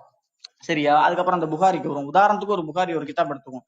புகாரி பிரதி எழுதுறாங்களா, அதோட மூல பிரதிகள் மட்டுமே கிட்டத்தட்ட புகாரி எத்தனை பிரதிகள் எழுதுனாங்கிறது கிட்டத்தட்ட 3000க்கு மேல பிரதிகள் இருக்கு. புகாரி புத்தகம் மட்டுமே 3000க்கு மேல இருக்கு. அதனால ஹதீஸ்ல இடைச்செருகல் பண்ண வாய்ப்பு இருக்கா அப்படின்னு கேட்டா அதற்கும் எந்த இதுவும் இல்லை. அப்படி இடைச்செருகல் பண்ணணும்னு சொன்னா 3000 பிரதிகளையும் ஒவ்வொரு இடத்துலயும் போய் 3000 பிரதிகளையும் போய் இடையில சுருக்கி ஆகணும். அப்பதான் அந்த ஹதீஸ்ல என்ன பண்ண முடியும், இடைச்செருகல் பண்ண முடியும். அப்படி இல்லைன்னு சொன்னா ஹதீஸ்ல இடைச்செருகல் பண்ண முடியாது. அப்ப இவ்வளவு தெளிவா இஸ்லாம் எது பாதுகாக்கப்பட்டிருக்கு? எந்த ஒரு ஆளாலையும் எந்த ஒரு செய்தியும் இடைச்செருகல் பண்ணிடவே முடியாது. அது குர்ஆன் உட்பட எல்லாத்துக்கும் சரியான செய்தி இருக்கு. அப்ப நம்ம யோசிக்கிறோம், எப்படி அது சாத்தியம்? இப்ப இறைவன்ட்ட இருந்து இந்த ஒரு வேத வாக்கு வருதுன்னு சொன்னா இவ்வளவு நுணுக்கமா ஒவ்வொரு இதையும் இவ்வளவு திட்டமிட்டபடி பாதுகாக்கிறது யாரால முடியும்? எப்படி இது ஒரு மனிதருக்கு சாத்தியம் அப்படிங்கிறத நம்ம பாக்குறோம். சரி, இப்ப அடுத்து ஒன்னொன்னு. இப்ப அல்லாஹ்வுடைய இந்த வசனத்தை இட்டு கட்டினாங்கன்னு வச்சுக்கோ, நம்ம நம்பிக்கைப்படி இப்ப அல்லாஹ்வுடைய இட்டு கட்டிட்டாங்கன்னா அந்த வசனத்தை, உதாரணத்துக்கு நம்மளா இருப்போம், நம்ம ஒரு குறளை ஒரு 10 குறள் மாதிரி ஒரு சென்டென்ஸை மனப்பாடம் பண்ணி என்ன சொல்றோம், மக்கள் இடத்துல போய் எனக்கு வகி வந்துச்சு நம்ம சொல்றோம். சரியா? நம்ம சொல்லி இது வகி வந்துருச்சுன்னு சொல்லி மனப்பாடம் பண்ணி மக்களுக்கு சொல்லியாச்சு. இப்ப அடுத்து வகி வந்துகிட்டே இருக்கு கொஞ்சம் கொஞ்சமா. இது எல்லாத்தையும் நம்ம எப்படி மனப்பாடம் பண்ண முடியும், வரிசையா எப்படி சொல்ல முடியும்? உதாரணத்துக்கு இப்போ ஒரு 10 குறள் படிக்கிறோம், குறள் அளவுக்கு ஒரு பேராவை படிக்கிறோம்னா அது ஒரு 10 நிமிஷம் மறந்து போயிடும். திருப்பி சொல்றான்னா அதை நம்மளால சொல்ல முடியாது. அப்ப காலங்காலமா அப்படி வகி வருதுன்னு சொன்னா அப்ப அல்லாஹ்வோட எப்படி இதை இட்டு கட்டியிருப்பாங்க? அதுவும் எழுத பிடிக்க தெரியாத ஒரு ஆளு எப்படி இதை இட்டு கட்டியிருப்பாங்க? அதுவும் நம்ம ஒரு கேள்வியா வைக்கிறோம். சரிங்களா? சரி, ஓகே. இப்ப அடுத்து சரி, இப்ப பைபிளை பத்தி நான் ஒண்ணு கேட்டிருந்தேன் இல்லையா? உங்களுக்கான டைம் முடிஞ்சு. அபிஷேக், நீங்க தொடரலாம் அடுத்தது. ஓகே மகர் ஓகே. இப்போ எல்லாரும் மகதீர் பிரதர் பேசுனது கேட்டிருப்பீங்க. ரொம்ப பரிதாபமான விஷயமா இருக்குது. எனக்கு என்ன சொல்றதுன்னே தெரியல. ரொம்ப வருத்தமான விஷயம்தான். மகதீர் பிரதர் வந்து ஆரம்பிக்கும் போது ஒரு விஷயத்த சொன்னார். என்னன்னா, தனக்கென்று பிள்ளைகளை ஏற்படுத்தி கொள்ளாத அல்லாஹ் அப்படின்னு சொல்லிட்டு அவர் ஆரம்பிச்ச விஷயத்த பார்ப்போம். நான் இங்க வச்ச ஆதாரமே அல்லாஹ் வந்து ஒரு பிள்ளையாக இருக்கிறான், அல்லாஹ்வுக்கு மூதாதையர்கள் இருக்கிறார்கள் அப்படிங்கிறதுக்கான குர்ஆன் எவிடன்ஸை வச்சேன். அதை வந்து எங்கேயுமே டச் பண்ண காணோம். சம்மந்தமே இல்லாம வந்து எல்லாரும் பார்த்திருப்பீங்க. நம்ம எனக்கு எடுத்திருக்கக்கூடிய தலைப்பு என்னது, அல்லாஹ் உண்மையான ஏக இறைவனா அப்படின்னு சொல்லிட்டு நம்ம எடுத்திருக்கக்கூடிய தலைப்பு. இது குர்ஆன் பாதுகாப்பு, ஹதீஸ் பாதுகாப்பு, ஒன்லி குர்ஆன்காரங்களுக்கு வரைக்கும் மறுப்பு கொடுத்துட்டு இருக்காரு. இதுக்கு என்ன சம்பந்தம் எனக்கு இன்னும் புரியவே இல்லை. பாக்குறவங்க புரிஞ்சுக்கோங்க. சரிங்களா? நம்ம என்னெல்லாம் ஆர்குமெண்ட்ஸ் வச்சோம்னா, குர்ஆன் அடிப்படையில் இஸ்லாமத்தில் நாம் பார்க்கும் பொழுது அல்லாஹ் வந்து ஏக இறைவன் கிடையாது. அல்லாஹ்வுக்கு வந்து இது எனர்ஜி கொடுக்கக்கூடிய, எரிபொருள் கொடுக்கக்கூடிய, அல்லாஹ் ஒளி கொடுக்கக்கூடியவனாக இருக்க வேண்டுமானால் அல்லாஹ்வுக்கு இது எரிபொருள் கொடுக்கக்கூடிய வேறொரு சோர்ஸ் காணப்படுகிறது, சுயமாக பிரகாசிக்கக்கூடியவன் அல்ல அப்படின்னு மிக தெளிவான எவிடன்ஸ் வச்சுட்டோம். அதற்கு எந்த விதமான மறுப்பையும் காணோம். மேலும் அல்லாஹ் வந்து பரிந்துரை செய்யக்கூடியவன் அப்படிங்கிறதான ஆதாரத்தை வச்சுட்டோம். அதற்கு எந்த விதமான பதிலையும் காணோம். அல்லாஹ் வந்து ஒரு பேகன் காட் அப்படிங்கிறதான எவிடன்ஸ் வச்சுட்டோம்.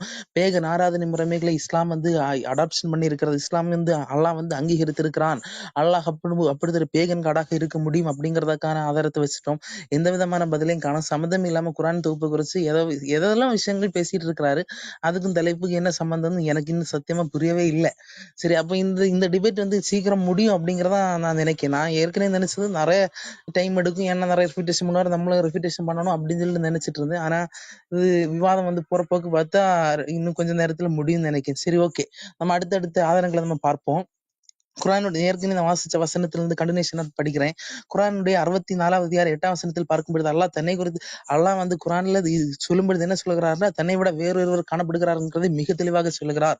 ஆகவே நீங்கள் அல்லாஹுவின் மீதும் அவன் தூதன் மீதும் நாம் இறக்கி வைத்த வேதமாகிய ஒளியின் மீது ஈமான் கொள்ளுங்கள் என்று சொல்லும் பொழுது பேசக்கூடிய ஒரு அல்லாஹ், ஒரு இறைவன். அடுத்து அவர் இன்னொரு கடவுளை மேற்கோள் காட்டுகிறார்ங்கிற விஷயத்தை மிக தெளிவாக பார்த்தோம். இன்னும் நாம் பார்க்கும் பொழுது குரானுடைய 6வது அதிகாரம் 99வது வசனத்தை நாம் பார்க்கும் பொழுது அந்த வசனத்தில் என்ன சொல்லப்படுகிறது என்றால், அவனே வானத்திலிருந்து மழையை இறக்கினான், அதை கொண்டு எல்லா வகையான புற்புண்டுகளை நாம் வெளியாக்கினோம்.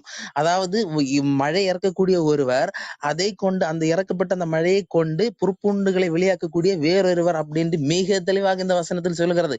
இந்நாள் வரைக்கும் இவங்க ஒரே ஏக இறை கொள்கை என்று சொல்லிக் கொண்டிருக்க வாதங்கள் எல்லாம் இங்கே சுக்கு நூறாக உடைந்து கொண்டிருக்கக்கூடிய விஷயத்தை நாம் பார்த்து கொண்டு வருகிறோம். இந்நாள் வரைக்கும் பைபிள் கூறக்கூடிய இறை கொள்கை தவறு, இயேசு கிறிஸ்து இறைவன் இல்லை என்று சொல்லி கொண்டு வந்திருக்கக்கூடியதான எல்லா ஆர்குமெண்ட்டும் இங்கே சுக்கு நூறாக உடைகிறது. இவங்க பைபிள் இறைவேதம் இல்லை, அது பைபிள் வந்து இறை கொள்கை சரியில்லைன்னு இவங்க சொல்லுவாங்க. ஆனா இவங்களுடைய இறை கொள்கையே இது தவிடுபடியாக இருக்கக்கூடிய விஷயத்தை நம்ம பார்த்து வருகிறோம். வேடிக்கையான விஷயத்தை நம்ம பார்த்து வருகிறோம். அதுக்கு எந்த விதமான மறுப்பை நம்ம காணோம். அதுக்கு பதிலாட்டி எதெல்லாம் சம்பந்தம் இல்லாத விஷயத்தை பேசிக் கொண்டிருக்கிறார். இன்னும் நம்ம ஆதாரங்களுடன் பார்ப்போம். அப்போ இங்க நம்ம என்ன பார்த்தோம்? அவனை வானத்திலிருந்து மழையை இறக்கினான், அதை கொண்டு எல்லா வகையான பொறுப்புண்டுகளை நாம் வெளியாக்கணும் என்று சொல்லும்போது இங்க 2 பேர் வந்துட்டாங்க. குர்ஆன்ல அல்லாஹ் மிக தெளிவாக சொல்லுகிறான். மேலும் பார்க்கும் பொழுது அல்லாஹ்வோடு சேர்ந்து இன்னொரு படைப்பாளர்களும் காணப்படுகிறார்கள். அதை நம்ம பார்த்துடுவோம். குர்ஆனுடைய 51வது அதிகாரம் 49, 50 ஆகிய வசனங்கள். இந்த வசனங்களை பார்க்கும் பொழுது என்ன சொல்லப்படுகிறது என்றால், நீங்கள் சிந்தித்து நல்லுணர்வு பெறுவதற்காக ஒவ்வொரு பொருளையும் ஜோடி ஜோடியாக நாம் படைத்தோம். ஆகையால் நீங்கள் அல்லாஹ்வின் பக்கம் விரைந்து செல்லுங்கள், அவனிடமிருந்து நான் தெளிவான அச்சமூட்டி எச்சரிக்கை செய்பவனாக வந்திருக்கிறேன். நல்லா கவனிச்சுக்கோங்க. நீங்கள் சிந்தித்து நல்லுணர்வு பெறுவதற்காக ஒவ்வொரு பொருளையும் ஜோடி ஜோடியாக நாங்கள் படைத்தோம். அதோட நிக்கல. ஆகவே நீங்கள் அல்லாஹ்வின் பக்கம் விரைந்து போங்க, நான் அவனிடத்தில் வந்திருக்கேன். இங்க எத்தனை பேர் வந்தாங்க? மிக தெளிவாக 2 பேர் இருக்கிறார்கள் அப்படிங்கிற விஷயம் மிக தெளிவாக நமக்கு புரிந்து கொள்ள முடிகிறது. அப்போ இந்நாள் வரைக்கும் அல்லாஹ் ஒருவன் தான் சொல்லக்கூடியது இங்கே நிக்கவே இல்லை. குர்ஆன்ல அப்படி இல்லவே இல்லை. அதாவது முன்னுக்கு பின் முரணான செய்தியுடன் இறை கொள்கைங்கிறது மிக தெளிவாக முரண்பாடாக இஸ்லாத்தில் காணப்படுகிறது என்ற விஷயத்தை நாம் பார்க்க முடியும். இன்னும் அடுத்தடுத்த ஆதாரங்களை பார்ப்போம். அல்லாஹ் வந்து ஜெபம் செய்யக்கூடியவனாக இருக்கிறான். அதையும் நம்ம பார்க்க போகிறோம். குர்ஆனுடைய 33வது அதிகாரம் 56ஆம் வசனத்தில் பார்க்கும் பொழுது அந்த வசனம் என்ன சொல்லுகிறது என்றால், உண்மையில் அல்லாஹும் அவருடைய தூதரும் நபியின் மீது பிரார்த்தனை செய்கிறார்கள் அப்படின்னு அந்த வசனம் சொல்லுகிறது. அதாவது தமிழ்ல வந்து அல்லாஹ்வை தனியாட்ட அல்லாஹ் அருள் பொழிகிறான் என்றும் மலக்குகள் பிரார்த்தனை செய்கிறான்னு பிரிச்சு பேசியிருப்பாங்க. தமிழ்ல மொழிபெயர்ப்புல எல்லா மொழிபெயர்ப்புல அப்படி பிரிச்சு எழுதியிருப்பாங்க. ஆனா அரபிக்ல எப்படி இருக்குன்னா, அல்லாஹும் மற்றும் மலக்குகளும் சலாக் செய்கிறார்கள், இசல்லினா செய்கிறார்கள் அப்படின்னு இருக்கும். மலக்குகள் என்ன செய்கிறார்களோ அதுதான் அல்லாஹ் செய்கிறான் அப்படிங்கிற விஷயம் நம்மால் புரிந்து கொள்ள முடிகிறது. மலக்குகள் நிச்சயமாக அருள் புரிய மாட்டாங்க, அவங்க பிரார்த்தனை தான் செய்வாங்க. அப்ப அதன் அடிப்படையில் மலக்குகள் என்ன செய்கிறார்களோ இதுதான் இஸ்லாமிய நம்பிக்கை. அப்ப மலக்குகள் என்ன செய்கிறார்களோ அதே தான் அல்லாஹ் செய்கிறான் அப்படிங்கிற விஷயத்தை நம்ம பார்க்க முடியும். இப்போ அல்லாஹ் பிரார்த்தனை செய்யக்கூடியவனாக இருக்கிறான் அப்படிங்கிறதுக்கான இன்னும் அடுக்கடுக்கான ஆதாரங்களை ஹதீஸ் எவிடன்ஸோட நம்ம பார்ப்போம்.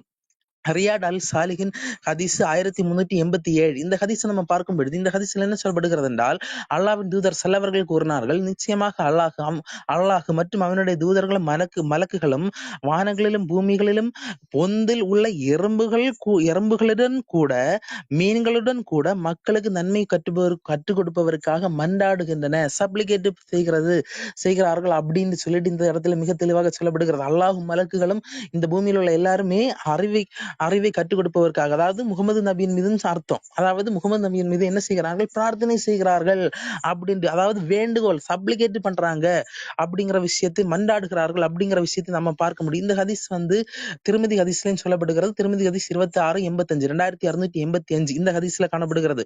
மேலும் அல்லாஹ் வந்து பிரார்த்தனை செய்கிறான்ங்கிறதுக்கு இன்னும் ஒரு எவிடன்ஸ் நம்ம பார்ப்போம். அல் அடாபு அல் முஃப்ரட் ஹதீஸ் 645 இந்த ஹதீஸ்ல நம்ம பார்க்கும் பொழுது இந்த ஹதீஸ்ல என்ன சொல்லப்படுகிறது அப்படின்னா, யார் எனக்காக ஒரு முறை பிரார்த்தனை செய்கிறாரோ அவருக்காக அல்லாஹ் 10 முறை பிரார்த்தனை செய்வார் அப்படின்னு சொல்லிட்டு இந்த ஹதீஸ் சொல்லப்படுகிறது. இப்ப நான் இது மஹிதீர் கேட்ட கேள்விக்கான ஒரு விஷயத்தை இந்த இடத்துல சொல்லிக்கொள்ள வேண்டியது காணப்படுகிறது.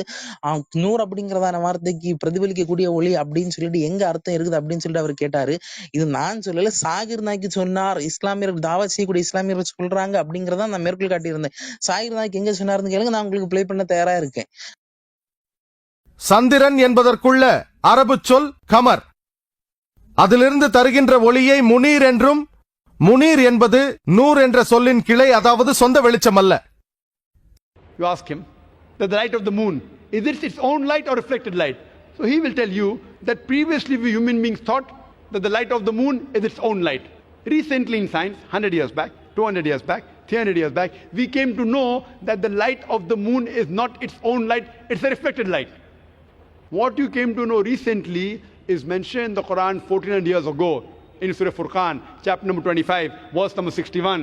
The Quran says the light of the sun is its own light, and the light of the moon is described as munir or nur, meaning borrowed light or reflection of light. So who could have mentioned that the light of the moon is not its own light but reflected light 14 years ago? He may give a pause and say, okay, maybe your prophet was very, very intelligent. Don't argue. Continue. அப்ப அல்லது சாகிர் நாய்க்கு சொன்னது தப்புன்னு நீங்க ஒத்துக்குவாங்க, நமக்கு பிரச்சனை இல்லை, சரியா? அப்போ கூட அல்லாஹ் வந்து தன்னை தான் சுயமாக பிரகாசிக்கக்கூடியவன் அல்ல, அவன் பிரதிபலிக்கக்கூடிய ஒளியாக தான் இருக்கிறான். அதாவது வேறொரு சோர்ஸ்ல இருந்து எரிபொருள் பெற்றுக்கொண்டு அதுல இருந்து எரியக்கூடிய வெளிச்சமாக மட்டும்தான் நல்லா இருக்கிறான். நல்லா எரிய செய்யும்படிக்கு வேறொரு சோர்ஸ் காணப்படுகிறது அப்படிங்கிறது குர்ஆன் அடிப்படையில 24 அதிகாரம் 35 வசனத்தின் அடிப்படையில வைத்து இதுவரை ஒவ்வொரு பதிலும் வரல உங்கள்கிட்ட இருந்து. ஓகே கரண் பிரதர், இன்னும் எத்தனை நிமிஷம் இருக்குது எனக்கு? உங்களுக்கு வந்து என்ன 3 நிமிஷம் இருக்கு. 3 நிமிஷம். ஓகே. அடுத்து நம்ம அடுத்த ஆதாரத்தை நம்ம பார்க்க போகிறோம். அல்லாஹ் வந்து தனித்தவன் அப்படின்னு இவங்க சொல்லுவாங்க இல்லையா? நோ, தனித்தவன் கிடையாது. புகாரி ஹதீஸ் 75:53 இந்த ஹதீஸ் நம்ம பார்க்கும் பொழுது அல்லாஹ் என்ன சொல்கிறான் என்றால், அல்லாஹ் படைப்பினங்களை படைக்கும் முன்பு ஒரு புத்தகத்தில் எழுதினார் அப்படின்னு சொல்லப்படுகிறது. நல்லா கவனிச்சுக்கோங்க, புத்தகத்தை படைப்பினங்களை படைப்பதற்கு முன்பாக ஒரு புத்தகத்தில் எழுதினார் அப்படின்னா இந்த புத்தகம் படைப்பில்லை தானே? மிக தெளிவு. அப்போ அல்லாஹ் தனித்தவன் கிடையாது, அல்லாஹ் நித்தியமானவராக இருக்கிறார்னு நீங்க நம்புறீங்க இல்லையா?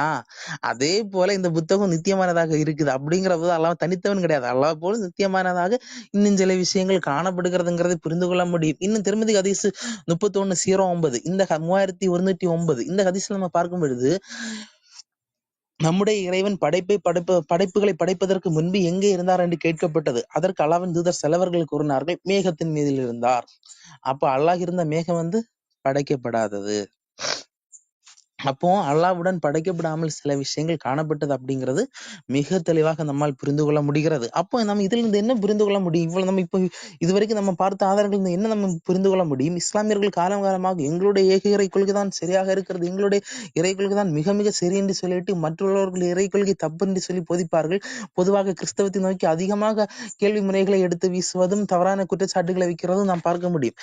ஆனா இவர்களுடைய இறை கொள்கை நம்ம ஆராய்ந்து பார்த்தால் முழுக்க தலைகீழாக இருக்கிறது. அல்லாஹ் ஒருவன் இல்லைங்கிறது அடுக்கடுக்கான ஆதாரங்களோடு நிரூபிக்கப்பட்டிருக்கிறது அப்படிங்கிற விஷயத்தை நம்ம பார்க்க முடியும். இனி அல்லாஹ்வுடைய சில அறியாமைகளுக்குள்ள நாம போய் பார்க்க போகிறோம். இந்த அறியாமைகளை பார்க்கும்போது முதலாவது நம்ம பார்க்கக்கூடிய விஷயம் என்னன்னா, குருடனுக்கு தெரிந்தது கூட அல்லாஹ்வுக்கு தெரியல. பாத்துக்கோங்க, எப்படி நான் சொல்றேன்னு கேளுங்க. இந்த ஹதீஸ் முஸ்லிம் ஹதீஸ் 38:54 இந்த ஹதீஸ்ல என்ன சொல்லப்படுகிறது அப்படின்னா, அந்த ஹதீஸை படிக்கிறேன். இறை நம்பிக்கையாளர்களில் போருக்கு செல்லாமல் வீட்டில் தங்கி விடுவோரும் அல்லாஹ்வின் பாதையில் தம் செல்வங்களாலும் உயிர்களாலும் அறப்போர் புரிவோரும் சமமாக மாட்டார் என்கிற 4வது அதிகாரம் 95 வசனம் அருளப்பெற்ற போது நபி ஸல்லல்லாஹு அதை சைது பின் சாபித் அவர்களிடம் அகலமான ஒரு எலும்பை கொண்டு வர சொன்னார்கள். அவ்வாறே அவர்கள் எலும்பு கொண்டு வந்து அந்த வசனத்தை எழுதி கொண்டார்கள்.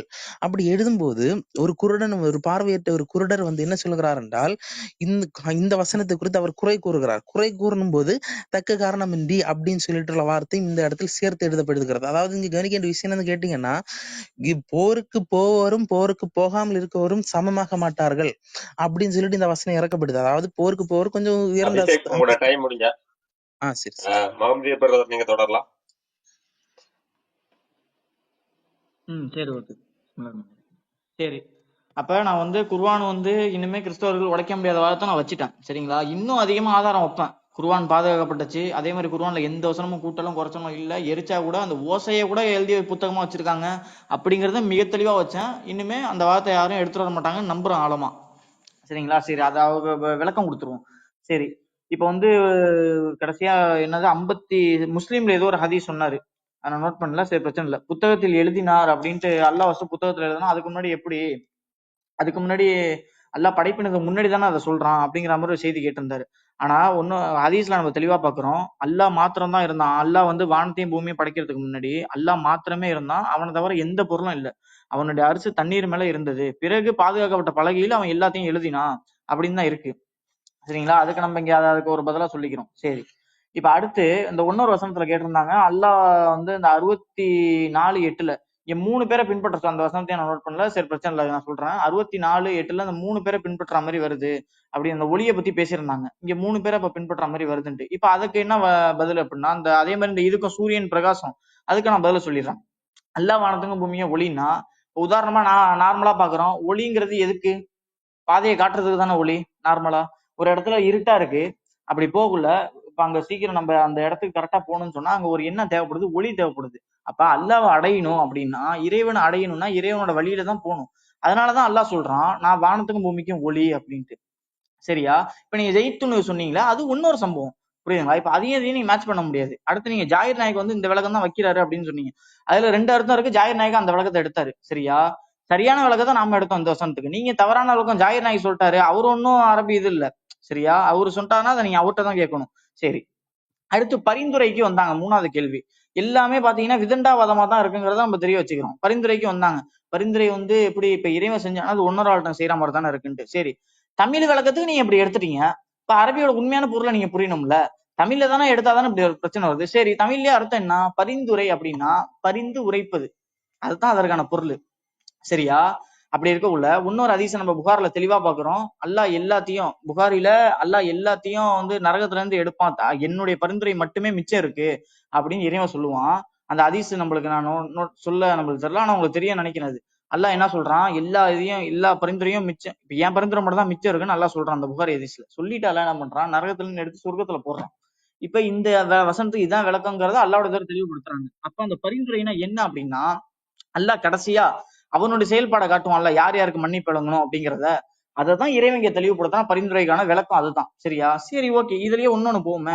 இப்ப அந்த பரிந்துரைன்னு இருக்குல்ல, அந்த பரிந்துரை வந்து இன்னொரு ஆள்கிட்ட தான் செய்ய முடியுமா அப்படிங்கன்னா அது அப்படி கிடையாது. நம்ம போட்டுக்கிட்ட சட்டம் தான் இல்ல. சரியா? நீங்க எப்படி, அப்ப நான் என்ன பண்றேன்? ஒரு பரிந்துரைனா இன்னொரு ஆள்கிட்ட தான் செய்யணும், அதுதான் சட்டங்கிறது. நீங்க யார் அடிப்படையில எடுத்தீங்க? யார் பறவைக்கு அது முரணு? இறைவன் பார்வைக்கு இது முரணா இல்ல உங்க பார்வைக்கு இது முரணா? இல்ல நீங்களா ஒரு முடிவு பண்ணி வச்சுட்டு பரிந்துரைனா இன்னொரு ஆள்கிட்ட செஞ்சாதான் அது பரிந்துரை அப்படிங்கிறத நீங்க எதை வச்சு சொல்றீங்க?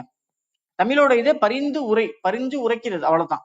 சரியா? அல்லாஹ் தனக்கு தானே பண்ணிக்கும். அப்ப நீங்க அடுத்து இன்னொரு வருஷம் தான் கேட்டீங்க, அது எல்லாமே அதோட இதுதான். இப்ப என்னது, இப்ப அந்த இதை பத்தி கேட்டீங்க, அந்த வாரிசை பத்தி, அதுக்கு நான் பதில் சொல்லிடுறேன். இப்ப வாரிசை பத்தி நாமளே வாரிசாகும் அப்படின்னு சொன்னீங்கல்ல. சரி, அதற்கு என்ன பொருள் அப்படின்னா, இப்ப இந்த உலகத்தை வச்சு நீங்க கம்பேர் பண்றீங்க. எப்படி வாரிசுன்னா மீதம் உள்ள பொருள், அதுதான் நம்ம எடுத்துக்குவோம் அப்படிங்கிற மாதிரி நீங்க சொன்னீங்க. இன்னொன்னு அல்லாஹ் இன்னொரு இடத்துல பயன்படுத்துவோம், நாம தான் பாக்கி அதாவது மீதம் இருக்கிறது அதையும் நம்ம பயன்படுத்துவோம். அதெல்லாம் என்ன அர்த்தம்?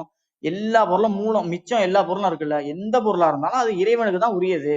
அததான் இறைவன் அங்க என்ன சொல்றான்? உங்களுக்கு வாரிசு நாம தான் ஆகும், நீங்க மண்ணோட மண்ணா போயிட்டீங்கன்னாலும் அது எல்லாமே யாருக்கு தான் சொந்தம்? இறைவனுக்கு தான் சொந்தம் அப்படிங்கறத இறைவன் அங்க தெளிவுபடுத்துறான். அடுத்து கண் பார்வையை பத்தி கேட்டிருந்தாரு. அந்த வசனமா நம்ம நோட் பண்ணல, இருந்தாலும் அந்த நம்ம செய்தி தெரிஞ்ச செய்தி தான் சொல்லிடுறேன். கண் பார்வைப்ப அந்த வசனம் வருது. குர்ஆனோட அடிப்படையை நம்ம விளங்கிக்கணும். பைபிள் மாதிரி வரிசையா வந்து வரலாறு சொல்லப்படுத்துன்னு சொன்னா அது மாதிரி வரல. குர்ஆனுக்கு நபிட்ட அல்லாஹ்வோட கேள்வி கேட்பாங்க. கேள்வி கேட்கக்குள்ள அல்லாஹ் உடனே வசனத்தை இறக்குவான். இந்த மாதிரிதான் குர்ஆன் அருளப்பட்டுச்சு. சரியா? அதுக்கும் இறைவனே சொல்றான், ஏன் நம்ம குர்ஆனை பிரிச்சு அழுறோம்? உங்க உள்ளத்தை நம்ம பலப்படுத்துறதுக்காண்டி தான் அப்படி அருள்றோம். புரியுதுங்களா? அடுத்து இன்னொன்னு கேட்பாங்க, அல்லாஹ் ஏன் ஒரு வசனத்தை மாற்றுறான், அந்த மாற்ற மாட்டான்ட்டு. அது ஏன் இறைவன் பதில் சொல்லிட்டான். எப்படி மாற்றுறது மாற்றாது, எது எப்போ அருளுங்கிறது இறைவனுக்கு தெரியும் அப்படிங்கறத இறைவன் அதுக்கு பதிலா சொல்லிட்டான். அப்ப அந்த கண் பார்வைக்கு சொன்னீங்கன்னா இஸ்லாமியோட இது எப்படி ஒரு இதுக்கு பதில் சொல்ற மாதிரி தான், இறைவனுக்கு அது தெரியாம இல்ல. சரியா? பதில் சொல்ற மாதிரி தான். ஃபர்ஸ்ட் இறைவன் இறக்கிட்டான் அப்படின்னு இருந்தாலுமே பின்னால அவங்க கேட்டதுனால இறைவன் என்ன சொல்றான், அது ஒரு விதிவிலக்கு வைக்கிறான். சரியா? இப்ப அல்லாஹ்வோட தூதர் இன்னொரு பதில் சொல்லியிருக்கலாம். அதுக்கு எப்படி சொல்லியிருக்கலாம்? ஃபர்ஸ்ட் இந்த வகி வந்துச்சா, அப்ப அல்லாஹ்வோட தூதர் நான் இருக்கேன்னு எனக்கு கண்ணு தெரியாது அப்படின்றா, இல்ல உங்களுக்கு எல்லாம் அது கூடாது, உங்களுக்கு எல்லாம் பிரச்சனை இல்ல அப்படிங்கறத சொல்லியிருக்கலாம் அல்லாஹ்வோட தூதர். சொல்லல அந்த மாதிரி. அப்படி சொல்லி விளக்கம் சொல்லியும் முடியும், சரியா? ஆனா அப்படி முல்ல இறைவன் அப்படிதான் நாடி இருக்கான். அவங்க இந்த மாதிரி கேட்கணும், நம்ம வகி இறங்கணுங்கிற மாதிரி இறைவன் நாடி இருக்கான். ஏன் அப்படி நாடி இருக்கான் அப்படின்னா, இஸ்லாமியோட அந்த வகியோட வெளிப்பாடே இப்படிதான் இருக்கும், சரியா? அதையும் நம்ம இங்க தெளிவுபடுத்திக்கிறோம். சரி, ஓகே. இப்ப அடுத்து இன்னொரு கேள்வி கேட்டாங்க, என்னன்னா பரிந்துரை படைப்பாளன்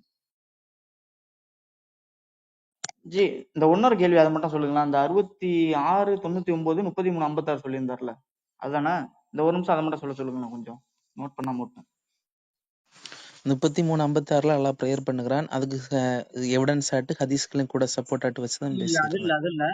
அது இல்ல இந்த இன்னொன்னு இந்த விவசாயம் அது சொன்னீங்கல்ல, 699 அதுல அல்லாஹ் வந்து 2 பேர் இருக்கான்னு பேசியிருக்கேன். ஒரு நிமிஷம்.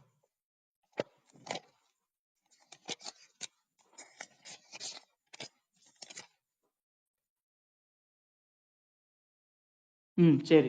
அதை இது பண்ண மறந்துட்டேன். சரி, என்ன சொன்னாருன்னா, இப்ப அல்லாஹ் வந்து சொல்லிட்டான், நாமளே இது பண்றோம்ட்டு. திருப்பி அந்த இன்னொரு இடத்துல அவனே அப்படிங்கிற வார்த்தை யூஸ் பண்றான்ல. இப்ப இங்க 2 பேரை குறிக்குது, 2 இறைவனை குறிக்குது அப்படிங்கிற மாதிரி சொல்றாங்க. இப்ப இது சம்பந்தமா ஒரு இன்னொரு வாதமா எடுத்துட்டு வந்து வச்சாரு அந்த ஹதீஸையும். இதற்கு எல்லாத்துக்கும் ஒரே விளக்கம் தான். எப்படி குர்ஆன் எப்படி அருளப்பட்டுச்சு அப்படின்னா, உதாரணத்துக்கு இய்யாக்க நஅ்புது வ இய்யாக்க நஸ்தஈன், இறைவா உன்னிடமே நாங்கள் உதவி தேடுகிறோம், அப்படி உன்னையே வணங்குகிறோம், உன்னிடமே உதவி தேடுகிறோம். இப்படிங்கிறது யார் தான் சொல்றா? இறைவன் தான் சொல்றான். இறைவனோட ஸ்டைலே இப்படிதான். குர்ஆன்ல நம்ம எடுத்து பாத்தீங்கன்னா நிறைய வசனம் இந்த மாதிரி தான் இருக்கும். இவரு 2 3 வசனம் காமிச்சாரு, எக்கச்சக்கமான வசனம் இந்த மாதிரி பார்க்கலாம், சரியா? இது எப்படி குர்ஆனோட இது இப்படிதான். இறைவன் சொல்லிட்டானா, இப்ப இறைவன் இதை கத்துக் கொடுக்குறான் எங்களுக்கு, இப்படிதான் துவா செய்யணும் அப்படிங்கறதையும் கத்துக் கொடுக்குறான். குர்ஆனே எப்படி எல்லாமே A to Z இறைவனோட வார்த்தை தான் அப்படிங்கறத நம்ம இது அதுக்கு தெளிவான சான்றையும் நம்ம வச்சிருக்கோம், சரிங்களா? அப்படி இருக்கல இந்த மாதிரி எத்தனை விமர்சனம் எடுத்திருந்தாலும் சரி, அதற்கான பதில் இதுதான். சரி, ஏன் இறைவன் தனக்குத்தானே எதுவும் இது பண்ணிக்க கூடாதா அப்படின்னா, அது மாதிரி நீங்க பண்ணலாம். இறைவன் அந்த மாதிரி பண்ணிருக்காங்க. எப்படி தனக்குத்தானே இறைவன் விதியும் போட்டுக்குவான், சரிங்களா? அது இன்னொரு ஆள் கட்டுப்பட்டு தான் இறைவன் அந்த மாதிரி போட்டான், இன்னொரு ஆள் சொல்லிதான் அந்த மாதிரி போட்டான் அப்படிங்கிறது இல்ல. உதாரணத்துக்கு இறைவன் படைப்பினங்க படைச்சானா, உறவு முறையிட்டு என் கோபம் என்னுடைய கருணையை மிந்து விட்டது, சரியா? அதையும் இறைவன் தனக்குத்தானே விதியா ஆக்கிக்கிறான். இதையும் அல்லாஹ்வுடைய தெளிவுபடுத்துறாங்க. அப்ப இறைவன் இந்த மாதிரி எந்த வசனங்கள் சொன்னாலும் சரி, நீங்க வச்ச வசனம் எல்லாமே இது சம்பந்தமா தான். இந்த மாதிரி எந்த வசனத்தை நீங்க சொன்னாலும் சரி, அது எல்லாமே எதற்கு பொருந்தோம்னு கேட்டீங்கன்னா, இஸ்லாமோட மொழி நடக்கே இப்படிதான், குர்ஆனோட மொழி வழக்கே இப்படிதான், சரிங்களா? இறைவன் நம்மளுக்கு சொல்லி காட்டுற மாதிரியும் பேசுவான். இறைவன் நாம் அப்படின்னு ஒரு இடத்துல சொன்னாங்க, நாம்னா பல பேரை குறிக்குது அப்படின்ட்டு. இப்ப உதாரணத்துக்கு அரசர்கள்லாம் எப்படி சொல்லுவாங்க, நாம்னு ஒரு ஒரு இந்த பேருக்கு சொல்லுவாங்க, ஒரு சிறப்பான பேருக்கு சொல்லுவாங்க, புரியுதுங்களா? அதையும் தெளிவுபடுத்தியாச்சு. இப்ப நம்ம குர்ஆன்ல இருந்து தான் பார்க்கணும். நீங்க குர்ஆன்ல ஒரு வசனத்தை எடுத்தீங்கன்னா மொத்த குர்ஆனை ஆராய்ச்சி செஞ்சா அதுல இருந்து தான் வசனத்தை பார்க்கணும். இப்ப நாமெல்லாம் அங்க பயன்படுத்தப்படுது. ஆனா குர்ஆன்ல இறைவன் என்ன சொல்லியிருக்கான் தெளிவா, இறைவனை தவிர ஒரே இறைவனை தவிர வேற எந்த இறைவனும் இல்ல, அவனை போல எதுவுமே இல்ல. முடிஞ்சா இந்த 2 வசனம் போதும். இதற்கான விளக்கத்தை பாத்தீங்கன்னு சொன்னா, இறைவன் ஒரு குறிப்பிட்ட ஒரு பண்பு பேருக்காக தான் அப்படி சொல்லியிருக்கான், சிறப்பான பேருக்காக அப்படிங்கறதே நம்ம தெளிவுபடுத்திக்கலாம். இப்ப நீங்க வச்ச எல்லா கேள்வியுமே பதில் இதுதான், சரிங்களா? சரி, ஓகே. இப்ப அடுத்து நான் இன்னொரு கேள்வியும் பைபிள்ல இருந்து வச்சா, அது ஒன்றும் பதில் வரல. என்ன கேள்வி கேட்டேன்னா, உங்க இறைவன் அதாவது என்னன்னா, உலகம் படைக்கப்பட்டதுக்கான நோக்கம் பைபிள்ல சொல்லப்படல, முக்கியமான இது அதுதான், சரியா? அது சொல்லப்படல. நான் ஏற்கனவே வச்சதுதான் இது, அதுக்கு நீங்க பதில் சொல்ல, பைபிளின் வசனத்தின் அடிப்படையில நீங்க பதில் சொல்லல. 2வது கேள்வியா என்ன கேட்கிறேன்னா, ஒரு வேதம்னா அதற்கான பெயர் இருக்கணும். ஏன் அப்படி இருக்கும் அப்படின்னா, உங்க இறைவன் யெகோவா அப்படின்னு சொல்லு அப்படின்னு சொன்னாரு, புரியுங்களா? அடையாளப்படுத்துறதுக்கு. இந்த மாதிரி ஒவ்வொரு இதுக்கும் பேர் வச்சிருக்கக்குள்ள ஏன் ஒரு வேதத்துக்கு பேர் வைக்கல? மக்கள் எதை வச்சு இனம் காண்டுவாங்கன்னா, அந்த பேரை வச்சுதான் இனம் காண்டுவாங்க. அந்த பேரே வைக்கலன்னா இது மிகப்பெரிய ஒரு கேள்விக்குறி ஆகுது. எப்படி ஆகுது? முதல்ல அது இறைவனோட வேதமா அப்படிங்கறது ஒரு கேள்விக்குறி ஆகுது. அதே மாதிரி நான் சொன்ன உலகம் படைக்கப்பட நோக்கமே இல்ல. அப்ப மக்கள் என்ன நினைப்பாங்க, என்னடா இது உலகத்தை ஜீசஸ் சொல்றாரு, டைம் அதிகமாச்சுன்னு தோணுது. இல்ல இல்ல என்ன ஒரு நிமிஷம் இருக்கு அவருக்கு. ஓகே. அப்ப இந்த கேள்வியை நம்ம வச்சுக்கிறோம், சரிங்களா? சரி, ஓகே. இப்ப இன்னொன்னு, மார்க்கத்தின் பெயர் என்ன அப்படிங்கறதையும் நம்ம இங்க கேட்க வேண்டியதா இருக்கு. இது நினைக்கலாம் சாதாரண கேள்வி, ஆனா சாதாரண கேள்வி இல்ல, ரொம்ப முக்கியமான கேள்வி. ஏன்னா மார்க்கங்கிறது இறைவனை சென்றதுக்கான வழி. இப்ப நானே வழியும் சத்தியம் ஜீவனும் அந்த வசனத்தை நீங்க எடுத்து வந்தீங்கன்னா அதுக்கப்புறம் நம்ம பேசிக்குவோம். அதை வெயிட் பண்ணிட்டு இருக்கோம், நீங்க எடுத்து வருவீங்கன்ட்டு. அப்ப மார்க்கத்துக்கான வழி, உங்க மார்க்கத்தின் பெயர் என்ன அப்படிங்கறதையும் நம்ம கேட்கிறோம். அப்புறம் கிறிஸ்தவர்கள் நீங்களாவே அழைச்சுக்கிறீங்க இறைவன் பேர் சொல்லாம, இறைவனே இந்த பேரை உங்களுக்கு அங்கீகாரம் கொடுக்கல, நீங்களாவே இந்த புக் ஆஃப் ஆக்ஸ்ல வருதுன்னு நினைக்கிறேன். நீங்களாவே ஒரு பேரை சூட்டிக்கிட்டு நாங்க பின்பற்றணும்னு சொல்லி நீங்க அழைச்சிக்கிறீங்க, அதுக்கு இறைவன் அங்கீகாரம் கொடுக்கல. அப்ப இறைவன் உங்களுக்கு வச்ச பேரு தான் என்ன? 3வது கேள்வி, சரிங்களா? அதையும் நீங்க தெளிவுபடுத்துங்க. 4வது, சரி, ஓகே, இதை நீங்க தெளிவுபடுத்துங்க, அடுத்து நம்ம பேசுவோம். சரி பிரதர், அவர் கண்டினியூ பண்ணிட்டோம்.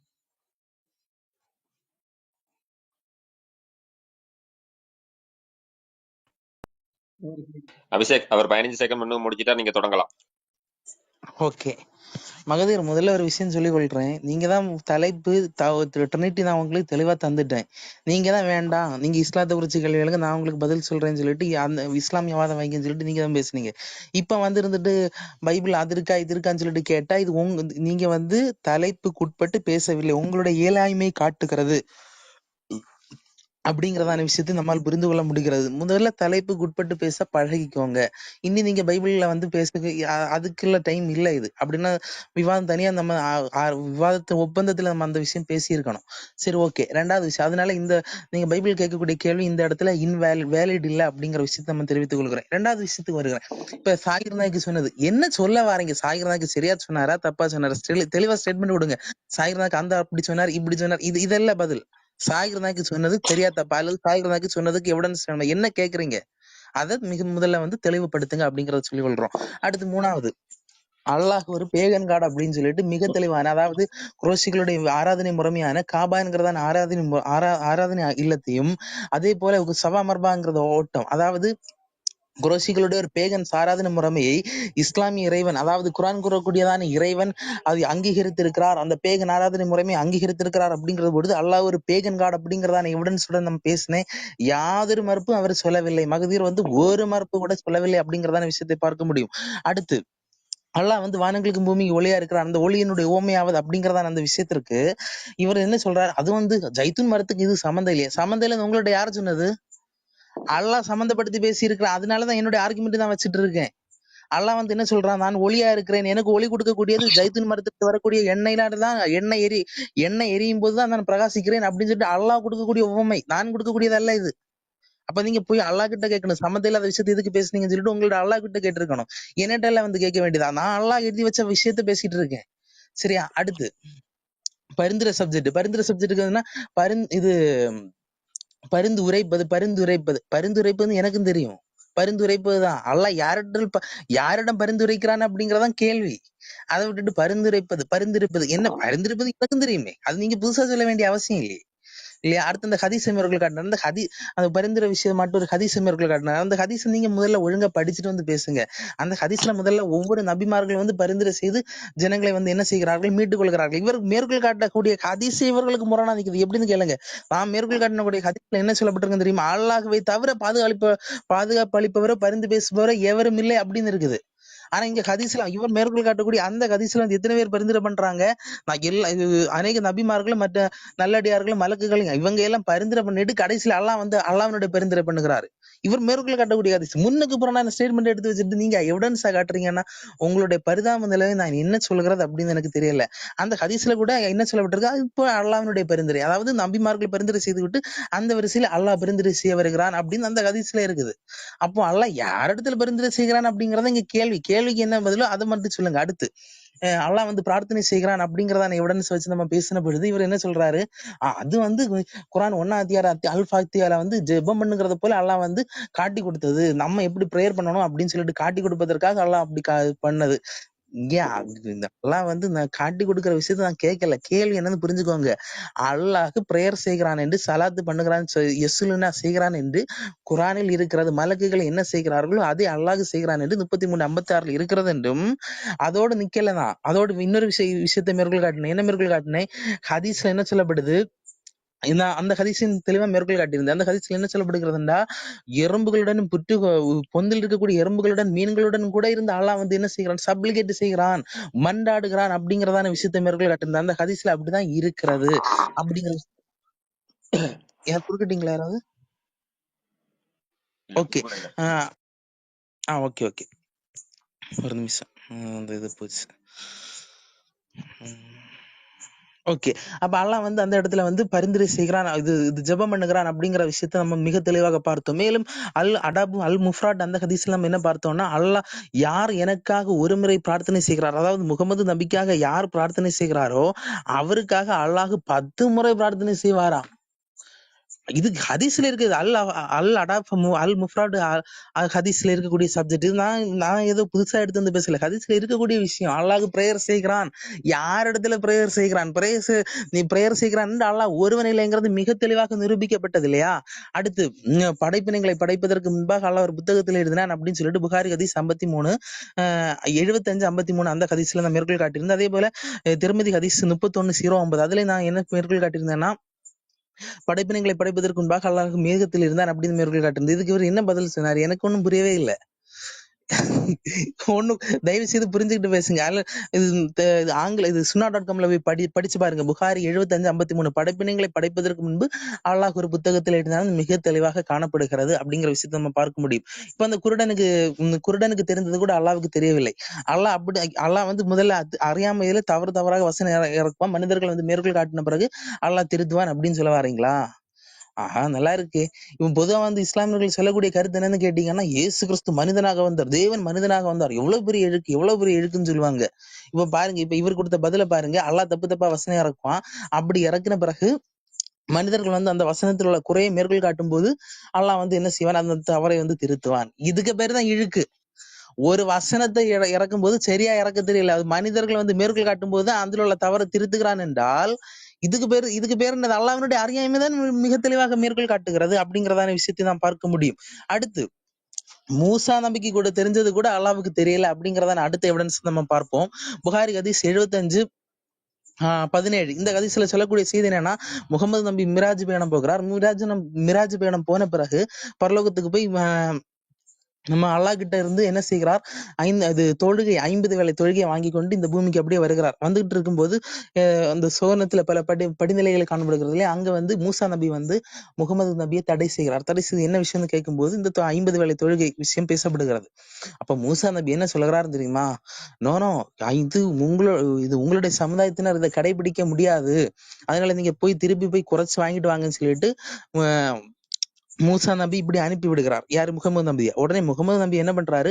போய் என்னுடைய சமுதாயத்தினரால் இதை கடைபிடிக்க முடியாது, குறைச்சு தாங்க அப்படின்னு சொல்லிட்டு அல்லாஹ் கிட்ட வந்து முகமது கேட்கும்போது அல்லாஹ் வந்து குறைத்து கொடுக்கிறார்.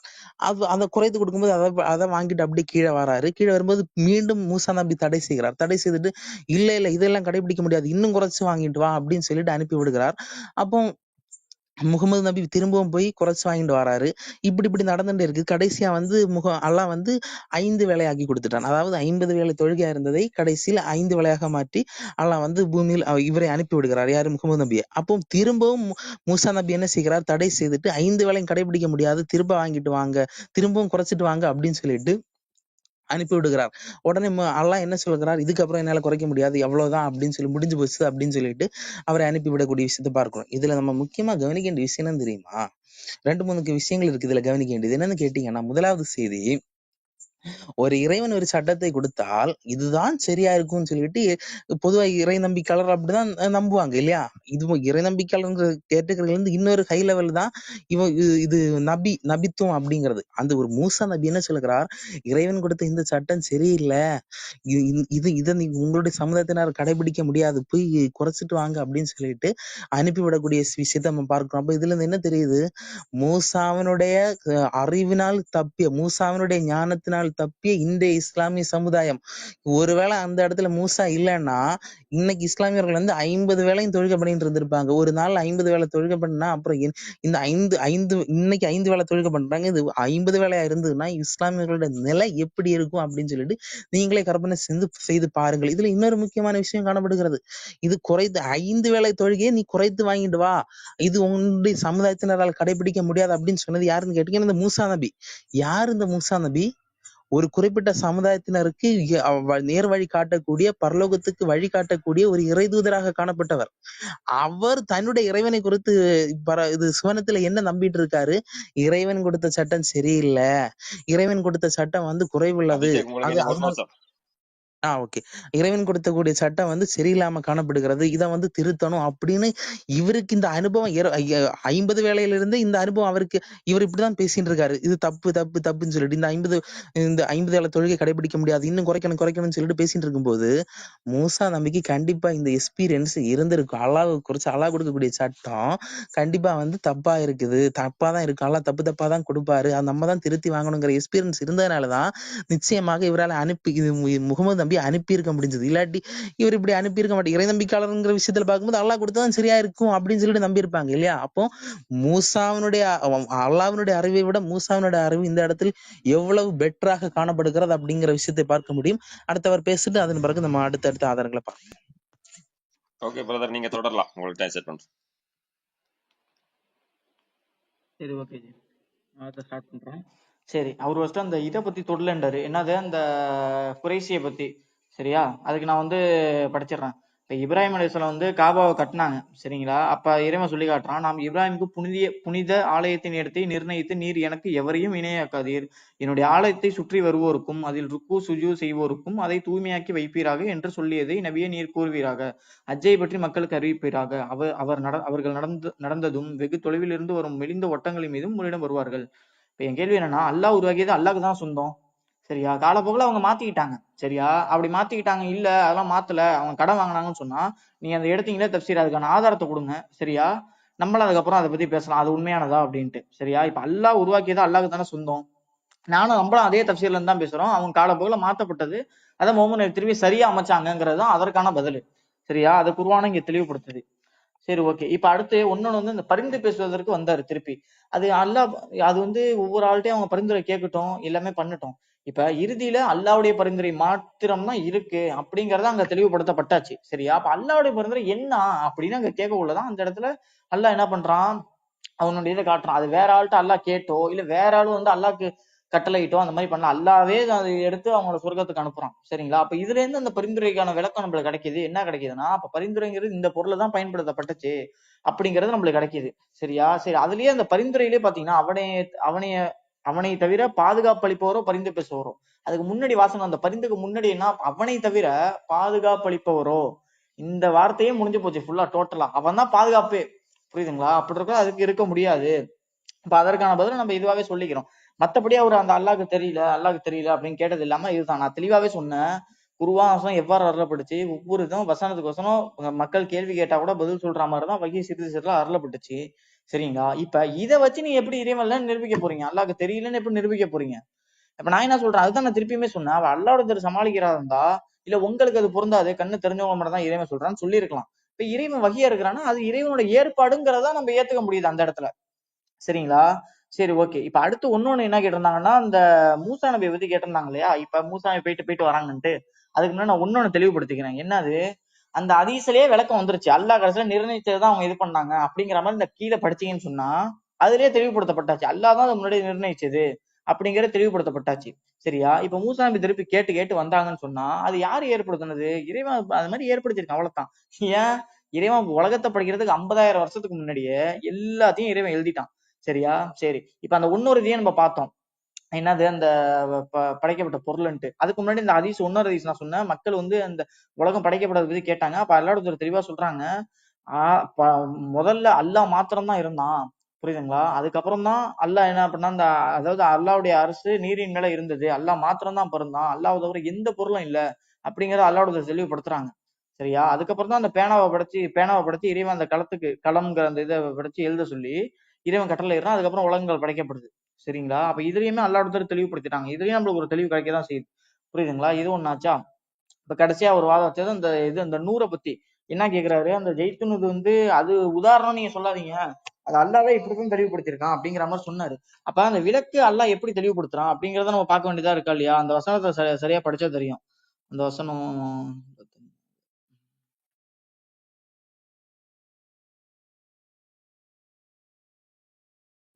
சரி, அல்லாஹ் வானங்கள் பூமிக்கு ஒளி, அவன் ஒளிக்கு ஊமை, விளக்கு வைக்கப்பட்டுள்ள மாடம் போன்றதாகும், அவ்விளக்கு ஒரு கண்ணாடியில் குவியில் இருக்கிறது. அக்கண்ணாடி ஒளி வீசும் நட்சத்திரத்தை போன்றதாகும். அதையும் பாக்கியம் பெற்ற ஜெய்தூன் மரத்தின் எண்ணெயினால் எரிக்கப்படுகிறது. இப்ப அது எப்படி எரிக்கப்படுது அதெல்லாம் இறைவன் சொல்லு. அது அப்படிதான் எரிக்கப்படுங்கிறது மனுஷனுக்கு தெரியும். அந்த பொருளை ஒருத்தன் இறைவன் உதாரணத்துக்கு காட்டினானா அந்த பொருள் உலகத்துல எப்படி நடக்குதோ அப்படிதான் காட்ட முடியும். சரியா? அந்த இடத்துல இறைவன் எதை மூல ஒளியா பயன்படுத்துறான்? திருப்பியும் சொல்றேன், அவன் ஏற்படுத்தும் ஒளிக்கு உண்மை விலக்கு வைக்கப்பட்டுள்ள மாடம் போன்றதாகும், அதோட மூல ஒளியை போன்றதாகும் அப்படின்னு இறைவன் அந்த இதை தான் தெளிவுபடுத்துறான், தவிர வேற ஒண்ணும் இல்ல. நீங்க உலகத்துல அவன் உதாரணத்துக்கு அப்படி பயன்படுத்தினா, அதுக்காக பொருள்கள் பயன்படுத்தப்பட்டுச்சுன்னு சொன்னா அது வந்து இறைவனுக்கு அது ஒப்பா ஆகாது. இந்த மாதிரி நீங்க மத்தபடி இந்த கேள்வி கேட்டது எல்லாமே அது இந்த இஸ்லாத்தியோட பாரம்பரியமே அப்படிதாங்கிறத நம்ம தெளிவுபடுத்தியாச்சு. இப்ப இறைவன் அல்லாஹ் அருள் புரிறான் அப்படிங்கிறதா இருக்கட்டும், அல்லாஹ் பிரார்த்தனை செய்யறான், பரிந்துரை செய்யறான் இப்படிங்கிறதா இருக்கட்டும், இது எல்லாமே பாத்தீங்கன்னா இறைவன் பாருங்க தனக்கு தானே கட்டளை போட்டுக்கிட்டான்ல. அதையே நான் உங்களுக்கு தெளிவாவே சொன்னேன். எப்படி சொன்னேன்? அல்லாஹ் இறைத்துறை சொல்றாங்க, அல்லாஹ் படைக்கும் பணியை நிறைவு செய்த போது தன்னிடமுள்ள அரியாசனத்திற்கு மேலே என் கோபத்தை என் கருணை வென்று விட்டது அல்லது முந்தி விட்டது என்ற விதியை எழுதினான். தனக்கு தானே போட்டுக்கிட்டான். புரியுதுங்களா? அப்ப இங்க எந்த ஒரு முகாந்திரமும் ஏற்பட போல. மத்த இறைவன் இருந்தானா யார்ட்டையும் கேட்டானா எந்த முகாந்திரமும் ஏற்படுத்த போறது இல்ல. சரியா? அப்ப இறைவன் இந்த மாதிரி சொன்னானா அது அதே வசனத்துக்கு இதுவும் பொருந்தும் அப்படிங்கிறது தான் அர்த்தம். நீங்க கேட்ட எல்லா இதுமே சரி, இதுக்கும் அது அப்படியே பொருந்துங்கிறத நம்ம சொல்றோம். அந்த இப்ராஹிம் நபி கொடுத்த இதுவும் அது ஆரம்பத்துல ஓரிரு கோட்பாடு தான் இருந்துச்சு. அதுவும் இஸ்லாத்துல தெளிவுபடுத்தப்பட்டது தான். மக்கள் பிற்காலத்துல இது பண்ணக்குள்ள நம்ம இங்க தெளிவுபடுத்தினாங்க. அல்லாஹ் ஃபுல்லா தெளிவா அந்த வணக்கங்கள்லாம் அந்த எப்படி வணங்கணும், எப்படி ஓடுறது எல்லாத்தையும் தெளிவுபடுத்தினாங்க அப்படிங்கிறதையும் நம்ம பதிலா தெரிவிக்கிறோம். அதே மாதிரி இந்த நீங்க அந்த கண் பார்வை இந்த மாதிரி ஒவ்வொரு வசனம் சொன்னதும் இறைவன் வந்து இப்படிதான் வகி அருள் இருக்கான்னு சொன்னா நம்ம அப்படிதான் எடுத்துக்கணும். உன்னையே வணங்குறோம், உன்னிடமே உதவி தேடிக்கிறோம்னா அது அல்லாவே இப்படிதான் சொல்லுவான், மனுஷன் கத்துக் கொடுக்குற மாதிரி சொல்லுவான். இது எல்லாமே இஸ்லாமியோட முறை. இதுல நம்ம எப்படி விமர்சனம் பண்ண முடியும் அப்படிங்கறதையும் நம்ம கேட்கிறோம். ஒன்னொன்னு அவங்க இதை பத்தி சொன்னாங்க, படைப்பாளனுக்கு அதாவது அந்த பரிந்துரை அதெல்லாம் பத்தி சொன்னாங்க. இப்ப பைபிள்லயே ஒரு வசனம் வருது. என்ன வருதுன்னா, இந்த ஒரு நிமிஷம்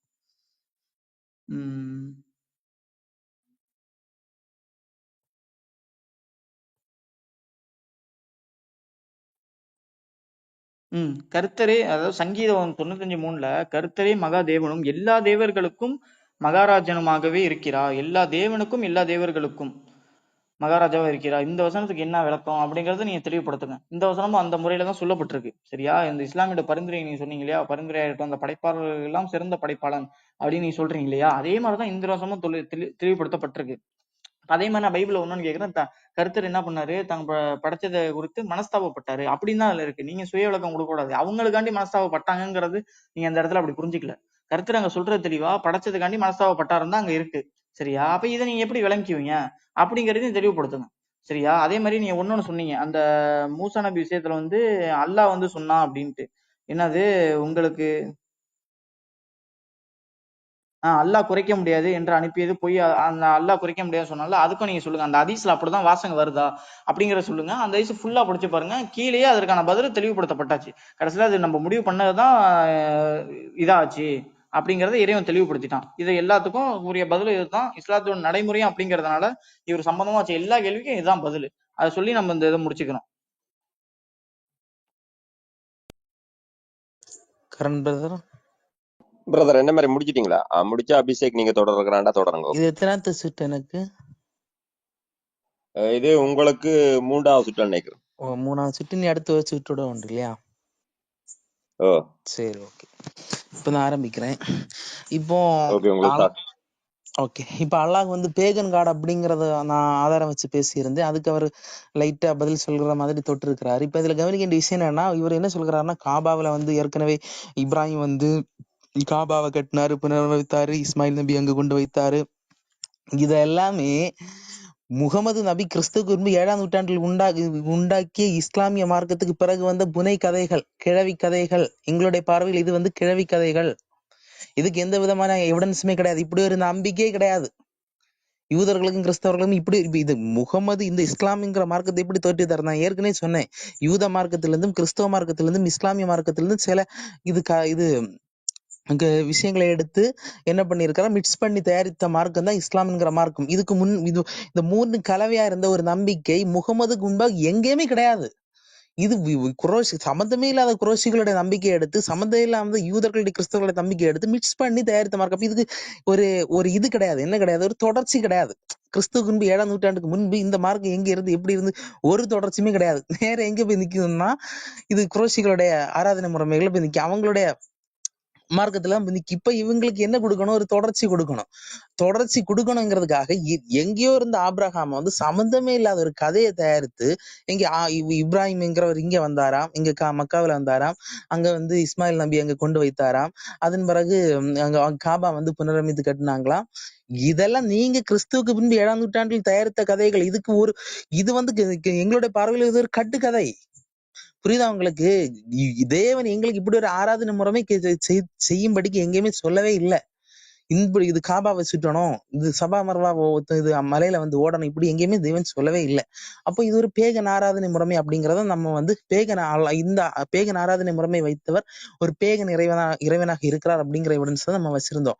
அடுத்து நான் ஏற்கனவே மிக தெளிவா மேற்கோள் காட்டியிருந்தேன். நான் படைப்பாளன் அப்படிங்கிற வசனத்தை நான் இங்கே மேற்கோள் காட்டவில்லை தான். இவர் என்ன அர்த்தத்தில் இவர் வாதம் வச்சுட்டு இருக்காருன்னு எனக்கு புரியல. நான் என்ன வச்சேன்னா 6வது அதிகாரம் 99 வசனத்தின் அடிப்படையில் அவனே வானத்திலிருந்து மழை இறக்குகிறான், அதுல இருந்து எல்லா வகையான பொறுப்புகளையும் நாம் தயாரித்து. இங்க 2 பேர் இருக்காங்களா இல்லையா? இதுதான் அல்லாஹ் வந்து குர்ஆன்ல 2 பேர் இருக்காருன்னு தெளிவான ஸ்டேட்மெண்ட் கொடுத்துட்டான். அதுதான் நம்ம இங்க பேசிட்டு இருக்கோம் அப்படிங்கிற விஷயத்தை எதிர்த்தரப்பில் விவாதித்துக் கொண்டிருப்பவர் புரிந்து கொள்ள வேண்டும் என்பதை மிக்க தாழ்மையுடன் தெரிவித்துக் கொள்கிறேன். மேலும் அல்லாஹ் வந்து பிரேயர் பண்ணுகிறான் அப்படிங்கறத எவிடன்ஸ் வச்சுட்டு அதுக்கு எந்த பதிலுமே இன்னும் வரல, நீங்க எல்லாரும் பாக்குறீங்க. அதே மாதிரி அல்லாஹ்வுக்கு மூதாதையர்கள் இருக்கிறார்கள் அப்படிங்கிற விஷயத்த வச்சுட்டு எந்த பதிலுமே வரல. அல்லாஹ்வுக்கு வந்து மூதாதையர்கள் இருக்காங்கன்னு குர்ஆன் சொல்லுது. எல்லாத்தையும் வந்து நான் வாரிசுரிமையாக பெற்றுக்கொள்கிறேன், வாரிசுரிமையாக தான் பெற்றுக்கொள்கிறேன் அல்லாஹ் சொல்லிட்டான். அல்லாஹ் வாரிசுரிமையாக பெற்றுக்கொள்கிறேன்னு சொன்னா இவங்க இனி வாரிசுரிமை இல்லாம பெற்றுக்கொண்டாருன்னு சொன்னா நீங்க அல்லாஹ்வுக்கு முரணா பேசுறீங்க. ஸோ எனக்கு பிரச்சனை இல்லை. நீங்க அல்லாஹ்வுக்கு முரணா ஏதாவது நீங்க நம்புறீங்கன்னா ஓகே, நீங்க உங்களோட தனிப்பட்ட நம்பிக்கை. ஆனா அல்லாஹ் மிக தெளிவாக ஸ்டேட்மெண்ட் கொடுக்குறான், நான் எல்லாவற்றையும் வாரிசுரிமையாக தான் பெற்றுக்கொள்கிறேன் அப்படின்னு சொல்லிட்டு மிக தெளிவாக ஸ்டேட்மெண்ட் கொடுத்துட்டான். அப்படிங்கிறபோது அல்லாஹ்வுக்கு மூதாதையர்கள் இருக்கிறார்கள் அப்படிங்கிற விஷயம் இந்த இடத்துல தெளிவாகுது. இப்ப இனி அல்லாஹ்வினுடைய ஒரு பலவீனத்தை நம்ம பார்க்க போகிறோம். அதாவது என்னன்னா இது அல்லாஹ் வந்து சாத்தானை விட பலவீனமானவன் அப்படிங்கிற எவிடன்ஸ் நம்ம பார்க்க போகிறோம். எப்படின்னு கேட்டீங்கன்னா குர்ஆனுடைய 53 அத்தியாயம் 1 முதல் 3 வரை வசனங்கள் முதலாவது நான் படிக்கிறேன். விழுந்து மறை நட்சத்திரங்கள் மீது சத்தியமாக நம் தூதராகி உங்கள் தோழர் வழி தவறி விடவும் இல்லை, தவறான வழியில் செல்லவும் இல்லை, அவர் தன் விருப்பத்தின்படி எதையும் கூறுவதில்லை, அவருக்கு அறிவிக்கப்பட்டது வாகியே என்று வேறில்லை. அதாவது இது ரொம்ப அத்தாரிட்டியாவே சொல்றாரு. முகமது நபி வழி தவறி போகல, அவர் வழி தவறி போக மாட்டாரு, அவர் சொந்த இச்சையின்படி எதையும் பேச மாட்டாரு, அவருக்கு அறிவிக்கப்படுகிறது வகையின்றி வேற கிடையவே கிடையாது. இன்னும் அத்தாரிட்டி சொல்லும்போது என்ன சொல்கிறாருன்னா 6வது அதிகாரம் 100ஆம் வசனத்துல பார்க்கும்போது அவனுடைய அதிகாரம் இல்ல, அதாவது சாத்தானுடைய அதிகாரம் எல்லாம் அவனுடன் சம்பந்தம் வைப்பவர்களிடமும் அல்லாஹ்வுக்கு இணை வைப்பவர்களிடமே செல்லும் அப்படின்னு சொல்லிட்டு அல்லாஹ் சொல்கிறார். அப்ப இதுல இருந்து என்ன புரிந்து கொள்ள முடியுது? முகமது நபியின் மீது சாத்தானுக்கு எந்த வித அத்தாரிட்டியுமே கிடையாது. சாத்தான் குர்ஆனுக்குள்ள புகவும் முடியாது, வசனங்களை இறக்கவும் முடியாது அப்படிங்கிறது மிக தெளிவா புரியுது. ஆனா அதே அத்தியாயத்துல 53 அத்தியாயத்துல கொஞ்சம் கீழே வந்தீங்கன்னா 19 அத்தியாயம் ஸ்டார்ட் ஆகும்போது சாத்தானோட வசனங்களாட்டு மாறிடும். எப்படி இருக்குன்னு பாருங்க. அப்போ ஒரு சாத்தானுக்கு இருக்கக்கூடிய பலம் கூட உங்களோட அல்லாஹ்வுக்கு இல்லைன்னா அப்புறம் உங்களோட அல்லாஹ் எப்படிங்க மனிதர்களை பரலோகத்துக்கு கொண்டு போவார்? இந்த ஹதீஸ் எங்க இருக்குன்னு கேட்டீங்கன்னா அல் பசார் அப்படிங்கறதான ஹதீஸ்ல வந்து 5096, அதே போல தப்ரானில வந்து 12450 இந்த இடத்துல இந்த செய்தி காணப்படுகிறது. அப்ப நான் கேட்கிறேன், சாத்தானை விட நீங்க உங்களோட அல்லாஹ் வந்து இவ்வளவு பலவீனனாக காணப்படுகிறாரே அப்படிங்கிற போது எப்படி நீங்க இந்த இறைவனை நம்புகிறீங்க? தேவன் உங்களை அழைக்கிறார், உங்களை அன்புடன் அழைக்கிறார், இயேசு கிறிஸ்துவை ஏற்றுக்கொள்ளுங்கள், நித்திய ஜீவனை பெற்றுக்கொள்ளுங்கிறதை இந்த இடத்தில் நான் சொல்லிக்கொள்ளும்படிக்கு விரும்புகிறேன். இயேசு கிறிஸ்து இந்த உலகத்தில் காணப்படும் பொழுது இயேசு கிறிஸ்து பிசாசுகளை வந்து துரத்தினார் அப்படிங்கிற விஷயத்தை பார்க்க முடியும். மேலும் பிசாசுகள் இயேசுவை கண்டு நடுநடுங்கினதாக பார்க்க முடியும். இங்க வந்து அல்லாஹ்வுடைய வார்த்தை ஊடுருவி சென்று என்ன செய்கிறது? குர்ஆன்ல வந்து இட்டுக்கட்டி அல்லாஹ் முகமது நபிக்கு இட்டுக்கட்டி கொடுக்கிறது, குர்ஆனுக்குள்ள வசனத்தை புகுத்தினது அப்படிங்கிற விஷயத்தை நம்ம பார்க்க முடியும்.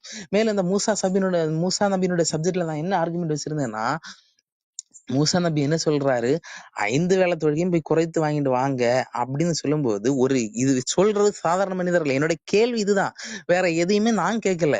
நம்முடைய கேள்வி என்னது, 50 வேலையா இருந்தது மூசா நபி சொல்லிதான் குறைக்கிறாரு. அப்போ மூசாவுக்கு இருந்த அறிவு வந்து அல்லாஹ்வுக்கு இல்லை. இது ஃபர்ஸ்ட் பாயிண்ட். 2வது என்னது, 5 வேளை இறைவன் கொடுக்கக்கூடிய 5 வேளை தொழுகை கூட குறைக்கும்படிக்கு அல்லாஹ் மூசா நபி சொல்கிறார் என்றால் அப்போ தன்னுடைய இறைவனை பற்றி மூசா நபி என்ன நினைச்சு வச்சிருக்காரு?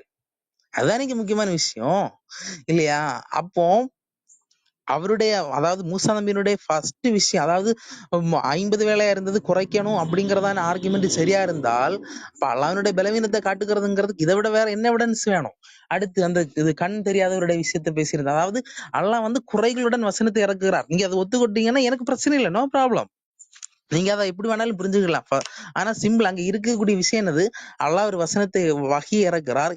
அந்த வஹி எழுதப்படுகிறது. எழுதப்பட்ட உடனே இந்த கண் பார்வையற்றவர் இந்த வசனத்துல இப்படி இருக்கே அப்படின்னு சொல்லும்போது உடனே வார்த்தைகள் அடுத்து இன்னொரு வஹி இறங்கி அந்த அதே வசனத்துல இன்னொரு வார்த்தை சேர்க்கப்படுகிறது. அந்த வசனம் ரத்து பண்ணல, இன்னொரு வார்த்தை சேர்க்கப்படுகிறது அப்படிங்கிற விஷயத்தை நம்ம பார்க்கிறோம். அப்ப இதுல இருந்து என்ன புரியுது? இதெல்லாம் அவனுடைய அறியாமை தான் காட்டுது. இல்லாட்டி எல்லாம் இந்த குருடன் வந்து சொல்லிதான் இந்த வசனத்துல உள்ள குறையை சொல்லும் போது எல்லாம் திருத்தணுமா? இதுதான் பலவீனம் அப்படிங்கிற விஷயத்தை நம்ம பதிவு செய்து கொள்கிறோம். இன்னும் அல்லாவுக்கு வந்து மூசா நபியை விட அல்லாஹ் வந்து சின்னவர் அப்படிங்கிறதான ஒரு எவிடன்ஸ் நம்ம பார்ப்போம். இந்த விஷயம் எங்க இருக்குன்னா புகாரி 1399 இந்த சப்ஜெக்ட்ல நம்ம என்ன பாக்குறோம் அப்படின்னா, அதாவது மூசா நபி வந்து என்ன செய்கிறார், மலக்கு அல்லாஹ் வந்து என்ன செய்கிறார்னா மலக்கு ஒரு உயிரை கைப்பற்றக்கூடியதான ஒரு மலக்கை அனுப்பி மூசா நபியினுடைய உயிரை கைப்பற்றும்படிக்கு அனுப்பி விடுகிறார். அனுப்பிவிடும் என்ன நடக்கும் தெரியுமா? மூசா நபி நல்ல ஒரு அடி போட்டு கொடுக்குற அடியில இவருடைய கண்ணெல்லாம் பிதுங்கி போச்சு. யாருடையது? நம்ம மூசா நபி மலக்கினுடைய கண்கள் எல்லாம் அப்படியே வந்து இதாகி போச்சுது, பிதுங்கி போச்சுது. உடனடி இந்த மலக்கு என்ன பண்ணுது? அல்லாஹ்வின் இடத்துல போயிட்டு உயிரை அதாவது மரணிக்க விரும்பாத ஒரு இடத்துல என்ன அனுப்புனீர் அப்படின்னு சொல்லிட்டு போய் அங்க குறை கூறுகிறார். மலக்கு குறை கூறுகிறார். அப்போ அல்லாஹ் வந்து ஒரு சொல்யூஷன் சொல்கிறார். என்ன சொல்கிறார் அப்படின்னா, இது என்ன சொல்யூஷன் கொடுக்குறாருன்னா, ஒரு மாடு இருக்கும், அந்த மாட்டுல நீங்க கை வைங்க, அது கையில எத்தனை ரோமங்கள் படுதோ அத்தனை ஆண்டுகள் உங்களுக்கு நீடித்து கிடைக்கும் அப்படிங்கிறதான ஒரு சொல்யூஷன் கொடுக்கும். இன்னும் கொஞ்ச நாள் கூட வாழலாம் அப்படிங்கிறதான ஒரு சொல்யூஷன் கொடுக்கக்கூடிய விஷயத்த பார்க்கிறோம். இங்க சில விஷயங்கள் முக்கியமா நம்ம கவனிக்க வேண்டிய விஷயங்கள் காணப்படுகிறது. என்ன தெரியுமா? அந்த விஷயங்களை சொல்லிட்டு நான் அந்த கேள்விக்கு கடந்து போயிடுது. என்னன்னா, குர்ஆனுடைய 10ஆம் அதிகாரம் 49 வசனத்துல என்ன சொல்லப்படுதுன்னா, ஒவ்வொரு சமுதாயத்தாருக்கும் அல்லாஹ் ஒரு காலக்கெடு வைத்திருக்கிறார். அந்த தவணை முடிந்து விட்டால் எந்தவித மாற்றம் செய்யப்படாமல் அவரது உயிர் கைப்பற்றவிடும். இது அல்லாஹ் சொன்னது. சரியா? எந்தவித மாற்றம் இல்லாமல் அந்த உயிர் டக்குன்னு அங்க கைப்பற்றப்பட்டு விடும் அப்படிங்கிற விஷயத்த நம்ம பார்க்கிறோம். 2வது, எவன் அல்லாஹ்வுக்கு மலக்குகளுக்கு விரோதியாக இருக்கிறாரோ அவர் காஃபிராக இருக்கிறார் அப்படிங்கிற விஷயம் 2வது அத்தியாயம் 98ஆம் வசனத்துல சொல்லப்படுகிறது. அதே மாதிரி 61ஆம் அத்தியாயம் 6ஆம் வசனம், 16ஆம் அத்தியாயம் 49, 50 ஆகிய வசனங்களை நம்ம என்ன பார்க்கிறோம்னா, அல்லாஹ் மலக்குகளுக்கு போட்ட கட்டளை நிறைவேற்றக்கூடியவர்கள் என்றும் அதில் எந்த விதமான பாரபட்சம் அவர்கள் பார்க்க மாட்டார்கள், அவர்கள் எந்த விதமான குறையும் வைக்க மாட்டார்கள், அதாவது குறைகள் வைக்க மாட்டார்கள் அப்படின்னு சொல்லிட்டு இந்த குர்ஆன் வசனங்கள் சொல்லப்படுகிறது. இந்த வசனங்களுக்கு நேர் முரணாக அல்லாஹ் என்ன அத்தாரிட்டியோட சொல்ற ஒரு முன்ன பின்னவே மாறாது, அப்படி நம்ம கைப்பற்றிடுவோம் அப்படின்னு சொல்லப்பட்டது இல்லையா? அந்த அந்த அந்த அத்தாரிட்டியோட சொன்ன அந்த வசனமே அல்லாஹ்வால நிறைவேற்ற முடியவில்லை. மூசா நபி வந்து அல்லாஹ் அனுப்புறார் அப்படின்னா அல்லாஹ் விட்டு போய் ப்ரேயர் பண்ணி இருக்கலாம். இது எனக்கு இன்னும் கொஞ்சம் ஒரு நாள் நிமிஷம் நீண்டு அபிஷேக், உங்களுக்கு என்ன இன்னும் ஒரு முடிஞ்சா நிமிஷம் எப்படி? இருக்கு, உங்களை பேசுங்க.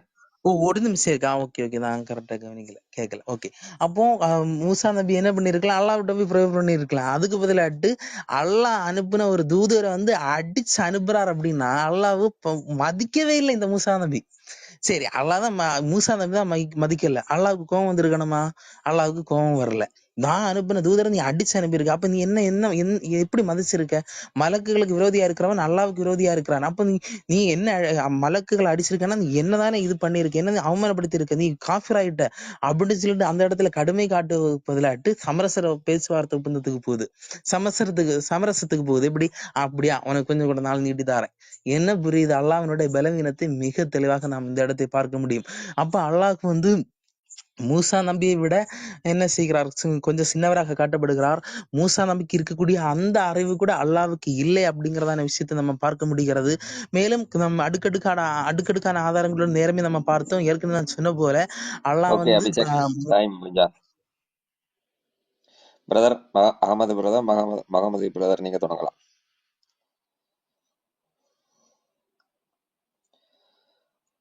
பிரதர் அவர் மேக் மூட்ல இருக்கு, அவர் தொடங்கலாம்.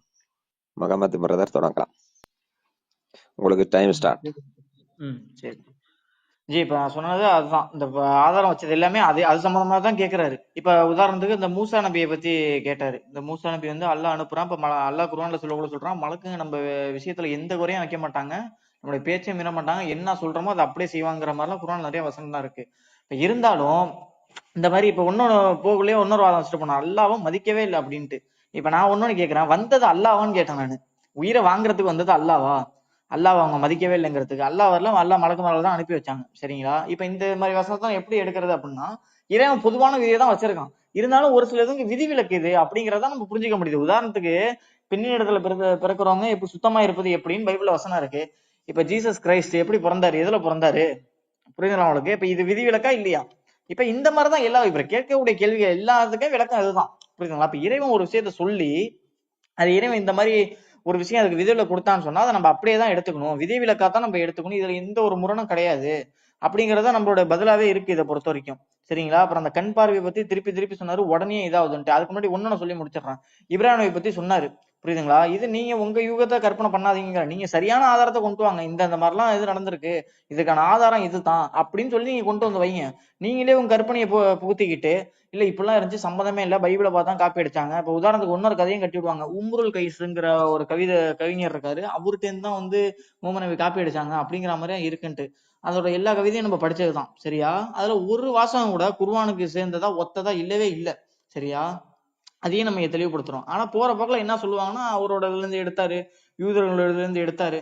அது மாதிரி இப்ப நான் கேட்கிறேன், முன்னாடி உள்ள ஒரு வேதங்கள், முன்னாடி உள்ள வரலாற்று சம்பவம் அருளப்படுத்தின்னு சொன்னா இப்ப இறைவன் அதை திருப்பியும் அருளி ஆகணும், இன்னொரு வேதம் தான். இப்ப அதை சொல்லதானே வேணும். இப்ப அதை சொல்லிட்டா இப்ப நான் அதுல இருந்து காப்பி அடிச்சேன்னு அர்த்தமா? அப்ப உண்மையை உறக்க சொன்னா அது எப்படி அது காப்பி அடிச்சதுல அர்த்தம் வருங்கிறது என் கேள்வி. இன்னொன்னு இப்ராஹிம் நபி பத்தி அது குறைசி அது குரோசுந்தாரு, எனக்கு புரியல, இப்பதான் புரியுது அவர் குறைசியை பத்தி சொல்றாருன்ட்டு, குறைசி மக்களை பத்தி. சரியா? அவர் நிறைய ஆதாரங்கள்லாம் இந்த மாதிரி சொன்னாரு, குறைசி தான் பின்பற்றினாங்க, இதுக்கு எந்த சான்றும் இல்லைன்ட்டு. அதற்கான சான்று அவர் எடுத்து வைக்கிட்டோம். இல்ல இதெல்லாம் குறைசி இப்படி பண்ணாங்கப்பா, இவர் இப்படி பின்பற்றி இருக்காரு அப்படிங்கிறதுக்கு ஆதாரம் அது மாதிரி எதுவுமே இல்லை. நான் தெளிவா குர்ஆன் வசனத்தை வச்சுதான் சொன்னேன்.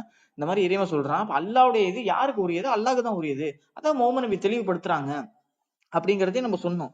சரியா? அடுத்து மூசா நபியை பத்தி சொன்னாரு. மூசா நபி போயிட்டு ஒவ்வொரு இதா கேட்கறாங்கன்ட்டு, அதையே நம்ம திருப்பியும் பதில் சொன்னதுதான். அந்த ஹதீஸே திருப்பி கீழே படிச்சீங்கன்னா நம்ம ஏற்கனவே முடிவு பண்ணி வச்சதுதான் கடைசியில இதா இருக்கு அப்படிங்கிற மாதிரி இறைவன் சொல்றான். சரிங்களா? அதை அவர் கீழே படிக்க மறந்துட்டாரா இல்ல வேணின்னு இரிட்டேட் பண்ணி பேசுறாரான்னு தெரியல. இப்ப இது இறைவனுடைய ஏற்பாடுன்னு தான் நம்ம சொல்றோம்.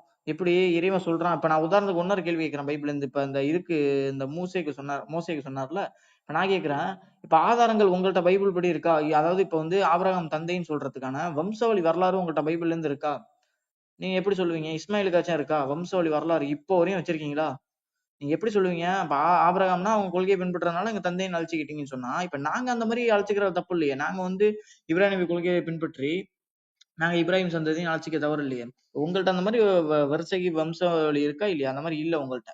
சரியா? அப்ப அதுதான் இங்க நம்ம பார்க்க முடியுது. அப்புறம் அந்த கண் தெரியாததையும் சொன்னாரு, உடனே அருளப்படுது அப்படின்றாரு. நான் அதுக்குதான் திருப்பியும் சொன்னேன், இப்ப முகமது நபி இங்க மாட்டாம அவர் சொன்னதுக்கு எதுவும் இது கொடுக்காம இருந்தா ஒரே ஒரு சொல்லியிருக்கலாம். என்ன சொல்லி இருந்திருக்கலாம்? மக்கள் யாரும் நம்மள சந்தேகப்படாம இருந்திருக்கும்னு சொன்னா ஒன்னே ஒன்னு சொல்லி இருந்திருக்கலாம். இது உங்களுக்கு பொருந்தாது, கண் தெரியாதவங்களுக்கு பொருந்தாது, இறைவன் கண் தெரியுறவங்க தான் சொல்றான் அப்படின்னு சொல்லி இருந்திருக்கலாம். சொன்னா இறைவனே வகையை திருப்பி இறக்குறான் அப்படின்னு சொன்னா அப்ப இது என்ன பண்றது? இறைவனே தெளிவா சொல்றான், நம்ம எப்ப வகையா இருக்கணும் என்னங்கிறது நம்ம அறிவோம், அது யாரும் விமர்சனம் பண்ண முடியாது, இறைவன் தான் நாடியதை செய்வான் அப்படிங்கறத இங்க தெளிவுபடுத்துறான் இறைவன். அப்படி தெளிவுபடுத்தினான்னு சொன்னா இப்ப இறைவன் அங்க எடுக்கிறதான் முடிவு. அதுல நம்ம எந்த விதிலும் காட்ட முடியாது. மத்தபடி அல்லாஹ் அருள் புரிகிறான், அல்லாஹ் பிரார்த்தனை பண்றான், அந்த மாதிரி நிறைய கேள்வி வச்சாரு. இது எல்லா கேள்வியும் பாத்தீங்கன்னா இறைவனை வந்து இறைவன் சக்தி வந்தவன், அவனை போல எதுவுமே இல்லைன்னு தெளிவா சொல்லப்பட்டாச்சு. ஓரிரு கொள்கை தெளிவா உறக்க சொல்லியாச்சு. சரியா? அப்படி இருக்கக்குள்ள இந்த மாதிரி நடந்துச்சுன்னு சொன்னா அது இறைவன் தனக்கு தானே இந்த மாதிரி ஏற்படுத்திக்கிறான் அப்படிங்கறத அர்த்தம். அந்த வணக்க முறையை நான் சொன்னேன். ஈயாக்க நஅபுது வ ஈயாக்க நஸ்தஈன், இறைவா உன்னிடமே உதவி தேடுகிறோம், உன்னையே வணங்குகிறோம், உன்னிடமே உதவி தேடுகிறோம். இதே இறைவன் சொல்லி காட்டுற மாதிரி இருக்கும். ஆனா இறைவன் அது எங்களுக்கு சொல்லி காட்டுறான். அடுத்து அந்த படைப்பாளரை பத்தி சொன்னாரு. அந்த புல்லுல வந்து நாமே இது பண்றோம், திருப்பி அவனே அப்படிங்கிற வாசகம் வருது. இரண்டு இது யூஸ் பண்ணப்படுது அப்படின்ட்டு. இப்ப இங்க 2 பேர் வந்து வேதத்தை கொடுக்குறாங்களாங்கிறது என் கேள்வியா இருக்கு. கொடுக்குற ஆளு ஒரே ஆளு தான், இறைவன் தான் அது வருது. ஜிப்ரீல் வந்து கொடுக்குறாங்க, இறைவனோட வஹி தான் ஃபுல்லாவே. அப்ப இறைவன் அந்த மாதிரி பேசினான்னா அது இறைவனோட விருப்பம். அதுல நம்ம எப்படி தலையிட முடியும்? நான் என் கேள்வி அதுவாதான் இருக்கு. இறைவன் ஒரு இடத்துல நாமுன்னு சொல்றான், இன்னொரு இடத்துல அவனே சொல்றான். இது ரெண்டுமே இறைவனோட வெளிப்பாடு தான். அதுக்குதான் இந்த மாதிரி இவ்வளவு நீ குழப்பக்கூடாதுதான். அதுவும் சூறாலேயே நீங்க வைக்கிற மாதிரி பாத்தீங்கன்னா பெரிய முரணா இருக்கு இந்த இடத்துல. புரியுதுங்களா? இறைவா உன்னையே வணங்கிறோம் பிரார்த்தனை கேட்கிற மாதிரியும் இருக்கு, உன்னிடத்துல உதவி கேட்கணும் இந்த மாதிரியும் இருக்கு. அதுக்குதான் நான் தெளிவான விளக்கம் அந்த சூறாவை வச்சுதான் கொடுத்தேன். எல்லாத்துக்கும் பதில் இதாங்கிறதுனாலதான் அதை கொண்டு வந்தேன். சூறா ஃபாத்தியா ஃபர்ஸ்ட் சூறாவே நான் கொண்டு வந்தது காரணம் இதுதான். சரியா? இது கொண்டு வந்தா சொன்னா இந்த மாதிரிலாம் இருக்கிற வசனங்கள் எல்லாமே குர்ஆன் இப்படிதான் அருளப்பட்டுச்சு. இறைவன் ஒரு இடத்துல சொல்லி காமிக்கிற மாதிரி சொல்லுவான். புரியுதுங்களா? அது மாதிரி சொல்லப்பட்டதுதானே தவிர வேற எதுவும் இல்லை அப்படிங்கறதையும் நான் சொல்லிக்கிறேன் இங்க. அடுத்து அந்த மலக்குதை பத்தி கேட்டிருந்தாங்க. மலக்குதை நான் இப்ப சொல்லிட்டேன் பதில். மலக்குது தான் அது விதிவிலக்கு, அவ்வளவுதான். இப்ப ஸ்திரீகள் இடத்துல பிறகு சுத்தமா இருக்குது எப்படின்னா அது எல்லாத்துக்கும் தான் நம்ம பொருத்தி பார்க்கணும். சரியா? அப்படி பொருத்தி பார்க்க உள்ள ஜீசஸ் ரைட் பிறந்தாருன்னு சொன்னா அப்ப அவர் சுத்தம் இல்ல அப்படிங்கிற மாதிரி தான் நம்ம சொல்ல வேண்டியதா இருக்கும். அவர் 100% மனிதன் அப்படின்னா சொன்னீங்கன்னா அது வாதத்தை எடுத்தீங்க நம்ம பேசுவோம். சரியா? அப்ப இவங்க எந்த கேள்வி கேட்டாலும் அதுக்கு நான் பதில் இதுதான். அடுத்து அந்த ஒரு ஹதீஸ் ஒண்ணு சொன்னாங்க. அது என்ன ஹதீஸ் நம்ம நோட் பண்ணலாம். அந்த ஹதீஸை மட்டும் கொஞ்சம் தெளிவுபடுத்துங்க. அந்த தபுரானில வருதுன்னு ஒரு செய்தி சொன்னீங்க இல்லையா? அந்த செய்தியை மட்டும் தெளிவுபடுத்துங்க, அதற்கான பதிலை நம்ம சொல்லுவோம். ஆக இப்ப நீங்க கேட்கக்கூடிய கேள்வி, நான் ஒரு பைபிள்ல 2-3 கேள்வி வச்சேன், அதுக்கு நீங்க ஒன்றும் பதில் சொல்லல. பொதுவா தலைப்பு இல்லதான், சரியா? பைபிளுக்கும் அதுக்கும் தலைப்பு இல்லதான். இருந்தாலும் இப்ப நான் ஒரு பதில் சொல்ல வேண்டியது இருக்கு, நீங்க புறத்துல கேள்வி வச்சிருக்கீங்கன்னு சொன்னா உங்க பைபிளே அந்த மாதிரிதான் இருக்கு. அப்படி இருக்கணும், அதை நீங்க தெளிவுபடுத்தணும்ல. ஏன்னா உங்க இது கரெக்டா இருக்கிறதுனால தானே எங்கள்கிட்ட விவாதத்துக்கு கேள்வி கேட்கறீங்க, புரியுதுங்களா? அப்படி இருக்கக்குள்ள நீங்க உங்க இதையும் தெளிவுபடுத்துறதுக்கு நீங்க பதில் சொல்லலாம். அதனால ஒரு எந்த தப்புமே இல்ல. தலைப்பு இதுவா அப்படிங்கிற போறதுக்கான இது இல்ல. நம்ம பல விவாதத்துல பார்க்கல இந்த மாதிரி தான். பைபிள்ல கேள்வி கேட்டாங்கன்னா அவங்க அதுக்கான விளக்கத்தை கொடுத்து திருப்பி ஆர்கியூமெண்ட் ஸ்டார்ட் பண்ணுவாங்க, சரியா? அப்படி இருக்கும் நான் பைபிள் அதனாலதான் கேள்வி கேட்டேன். ஏன்னா இஸ்லாத்துல இருக்குது, நீங்க ஒரு குற்றச்சாட்டு சுமத்திருக்கீங்க, அதுக்கு நான் பதில் சொல்றேன். பதில் சொல்லக்குள்ள உங்க குற்றச்சாட்டுக்கு உங்க பைபிளே அப்படிதான் இருக்கு, அதுக்கு நீங்க சொல்லுங்கன்னு தான் நான் சொல்றேன். பைபிள்ல இருந்து நான் புதுவாதம் வச்சு நீங்க இந்த மாதிரி சொல்லுங்க அப்படிங்கறத நான் சொல்லல, சரிங்களா? இப்ப அந்த மோசே சம்பந்தம் இல்ல அப்படி இப்படின்றாரு. நான் தெளிவா சொல்லிட்டேன், மோசே பிரச்சாரம் பண்ணது எதை? இறைவனுக்கு கட்டுப்படுதல்ங்கிற மார்க்கத்தை தான் பிரச்சாரம் பண்ணாரு. அது ஒரு தனியா ஒரு யூதரோ அப்படின்லாம் பேர் வச்சுக்கல, சரியா? அடுத்து ஜீசஸ் கிரைஸ்ட் வந்தாரு, அவரும் எப்படி பிரச்சாரம் பண்ணாரு? இறைவனை கட்டுப்படுதல்ங்கிறது தான் பிரச்சாரம் பண்ணாரு. இறைவனை கட்டுப்படுறதுன்னா எப்படி? இறைவன் சொன்னதை கேட்டா இறைவனை கட்டுப்படுதல், சரியா? இப்ப அடுத்து முகமது நபி வந்தாங்களா? முகமது நபி இங்க அதெல்லாம் ஃபுல்லா படிக்கல, எதுவும் பண்ணல. இப்ப முகமது நபி எப்படி எந்த மார்க்கத்தை சொல்றாங்க? இஸ்லாம், இறைவனை கட்டுப்படுதல்னு சொல்றாங்க. அதோட பன்மை என்ன? அதோட இது என்ன? முஸ்லீம், இறைவனை கட்டுப்பட்டவர்னு அர்த்தம், சரியா? அப்ப முகமது நபி அதான் பிரச்சாரம் பண்றாங்க, புரியுதா? முகமது நபி புதுசா எந்த மார்க்கத்தையும் உருவாக்கிடல. ஜீசஸ் கிரைஸ்டா இருக்கட்டும், மோசேவா இருக்கட்டும், எல்லா தீர்க்கதரிசியும் எந்த இறைவனை கட்டுப்படுதல்ங்கிற சொன்னாங்களோ அதைத்தான் இறைவனை சொல்றான். அதை நிவர்த்தியும் பண்றான் இந்த இடத்துல.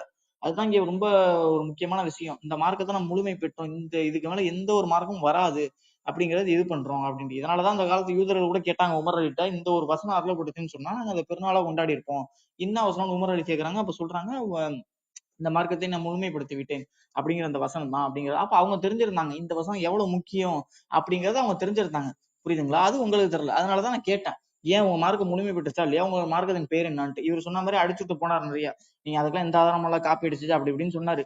அதோட தொடர் தான் இதுங்க கூட தெளிவான ஆதாரம் இருக்கு. அந்த மார்க்கம் பேரையும் சொல்லி அந்த மார்க்கத்தை தான் இஸ்லாம் சொல்லுது, அதே மார்க்கத்தை முழுமைப்படுத்தி விட்டேன்னு சொல்லுது. அதை பைபிளும் இதுவும் சொல்லவே இல்லை அப்படிங்கறது இங்க ஒரு வாதமா வச்சுக்கிறோம். மத்தபடி அவர் கேட்ட கேள்வி எல்லாமே இந்த சூரியனை பத்தி கேட்டாரு, அதுக்கு நான் ஒரே வாதம் தான் வச்சேன். என்ன சொன்னேன்?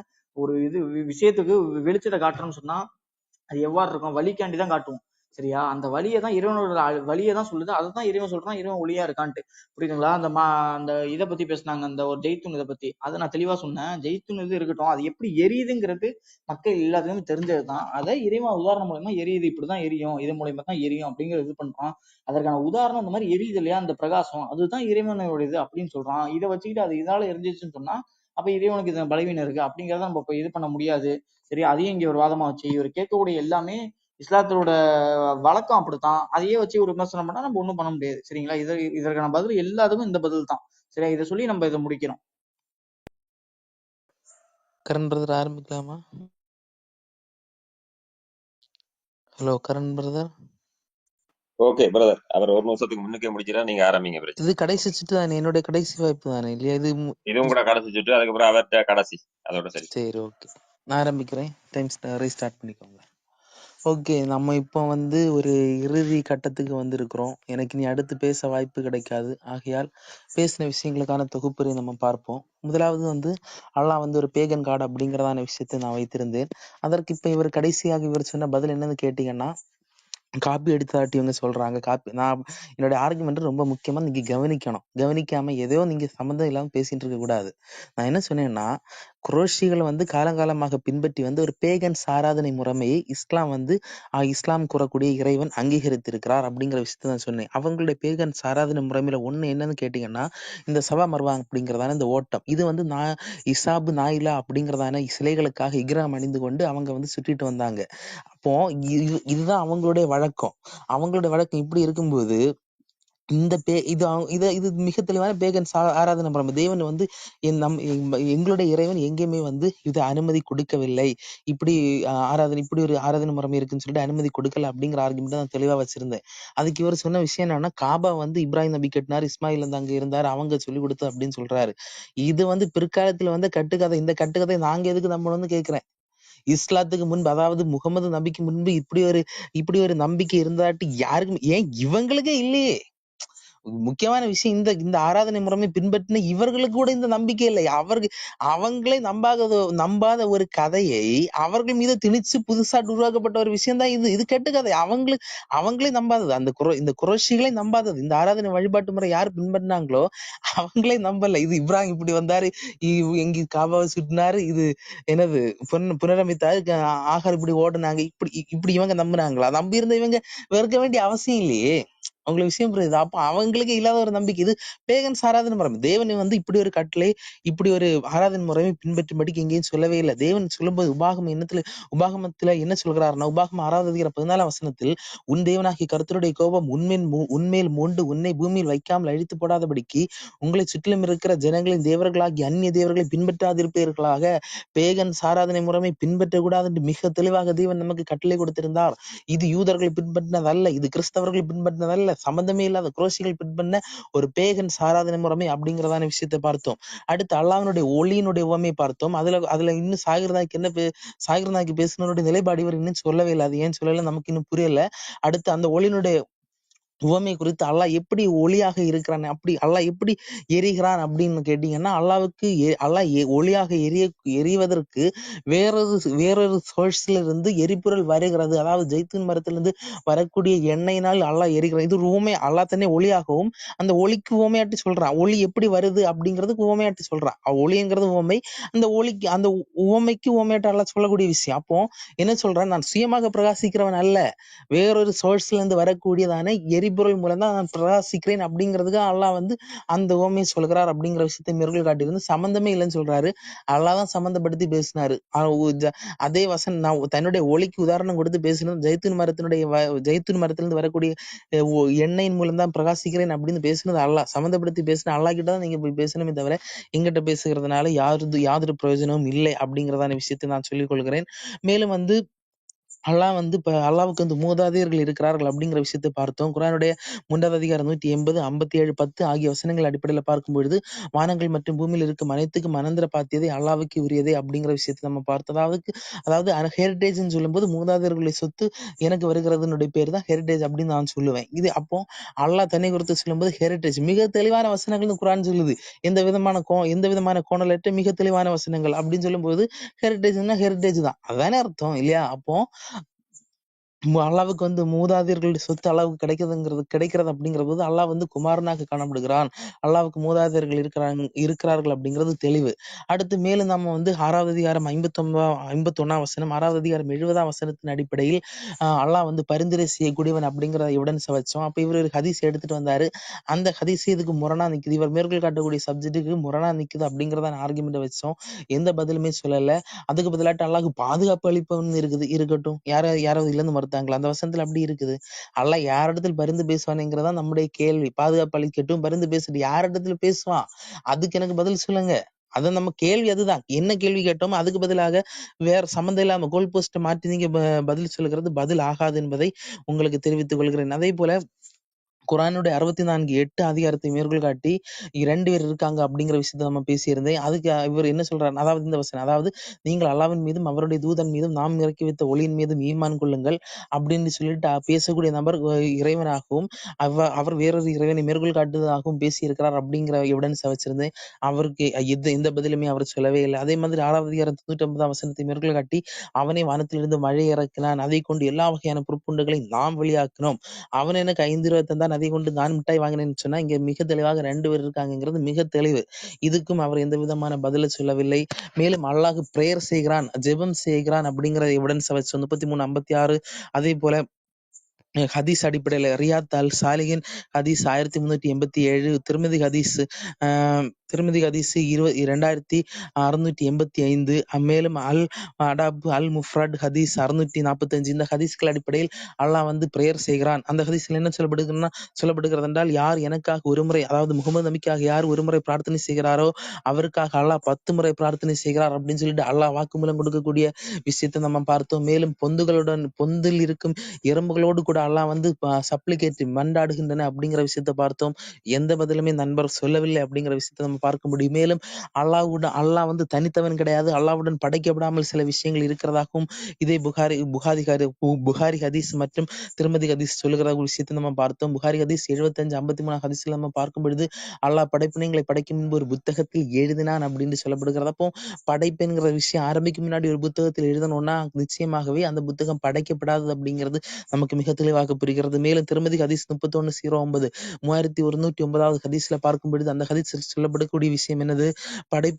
அல்லாஹ் வந்து நமது இறைவன் படைப்புகளை படைப்பதற்கு முன்பு எங்கே இருந்தார் என்று கேட்கப்படும் பொழுது மேகத்தின் மேல் இருந்தார் என்று சொல்லப்படுகிறது. அப்போ படைப்பு என்கிற விஷயத்தை அல்லாஹ் ஆரம்பிப்பதற்கு முன்பாக அல்லாஹ் மேகத்தில் இருந்தார் என்று சொல்லும் பொழுது அல்லாஹ்வுடன் நித்தியமானதாக இருக்கிறதாக இவர்கள் நம்புகிறது போல மேகம் நித்தியமாக காணப்படுகிறது. அப்ப அல்லாஹ் தனித்தவன் கிடையாது அப்படிங்கிற ஆர்குமெண்ட் நம்ம வச்சோம், எந்த பதிலுமே வரல.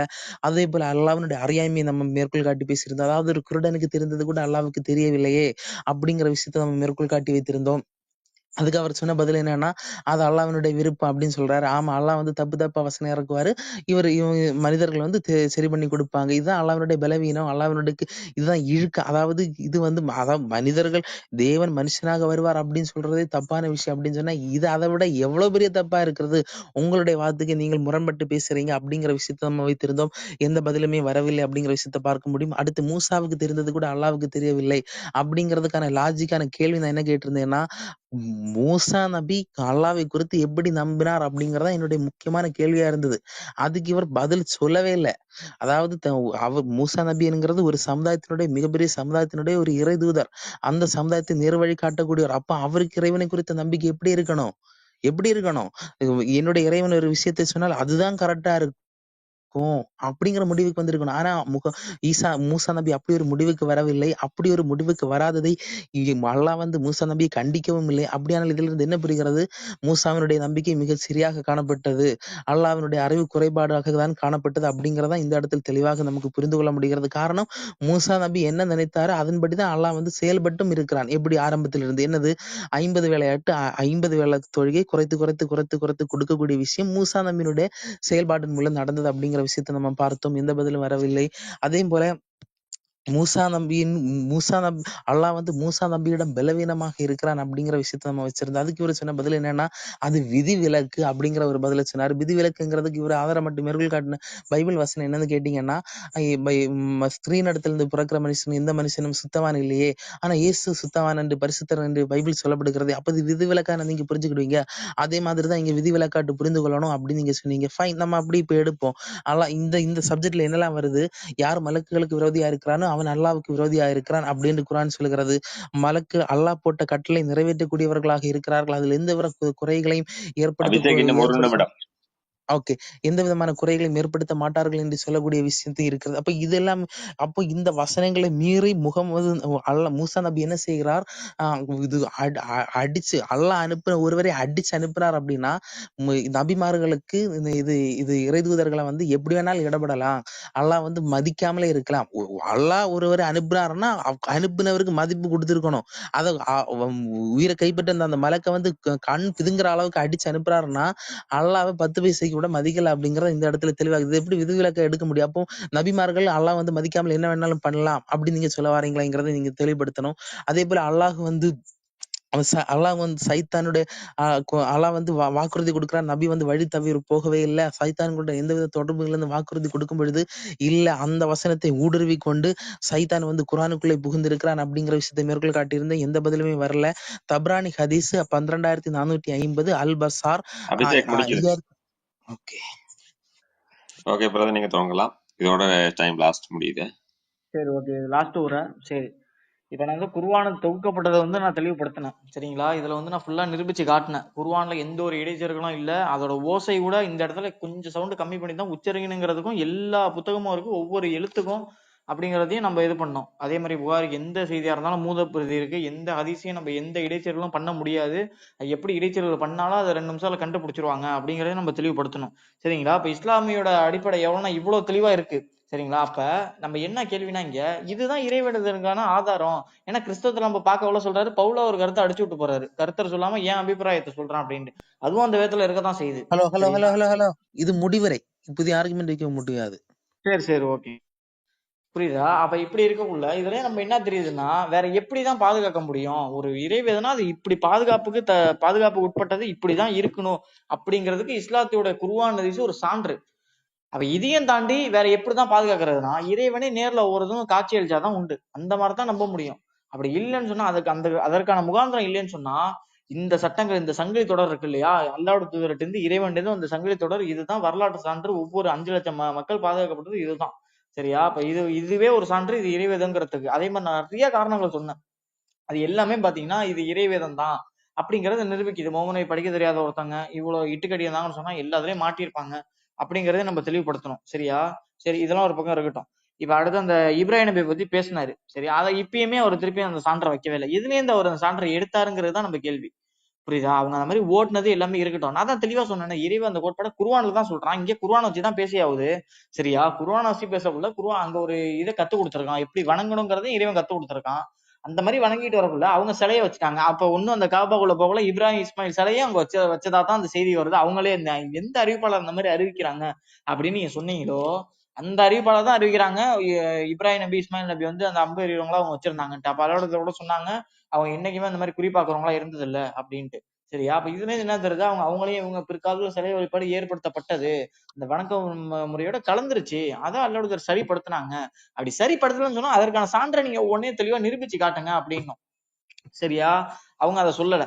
மேற்படியா வந்து இது திருப்பியும் அதையே தான் சொன்னாரே தவிர இது வந்து சேர்க்கப்பட்டதுதான், இது நாங்க தான் அதை நம்பவே இல்லையே அப்படின்னு தான் சொன்னாங்க. புரியுதா? இங்க குர்ஆன் நம்பிக்கைன்னா குர்ஆனை தான் பேசியாவது, குர்ஆன்ல உள்ள வசனத்தை காட்டியாச்சு. சரியா? அடுத்து மூதாதையரை பத்தி சொன்னாரு. இந்த மாதிரி மூதாதையர் வந்து வாரிசா இருந்ததுதான் அப்படின்ட்டு.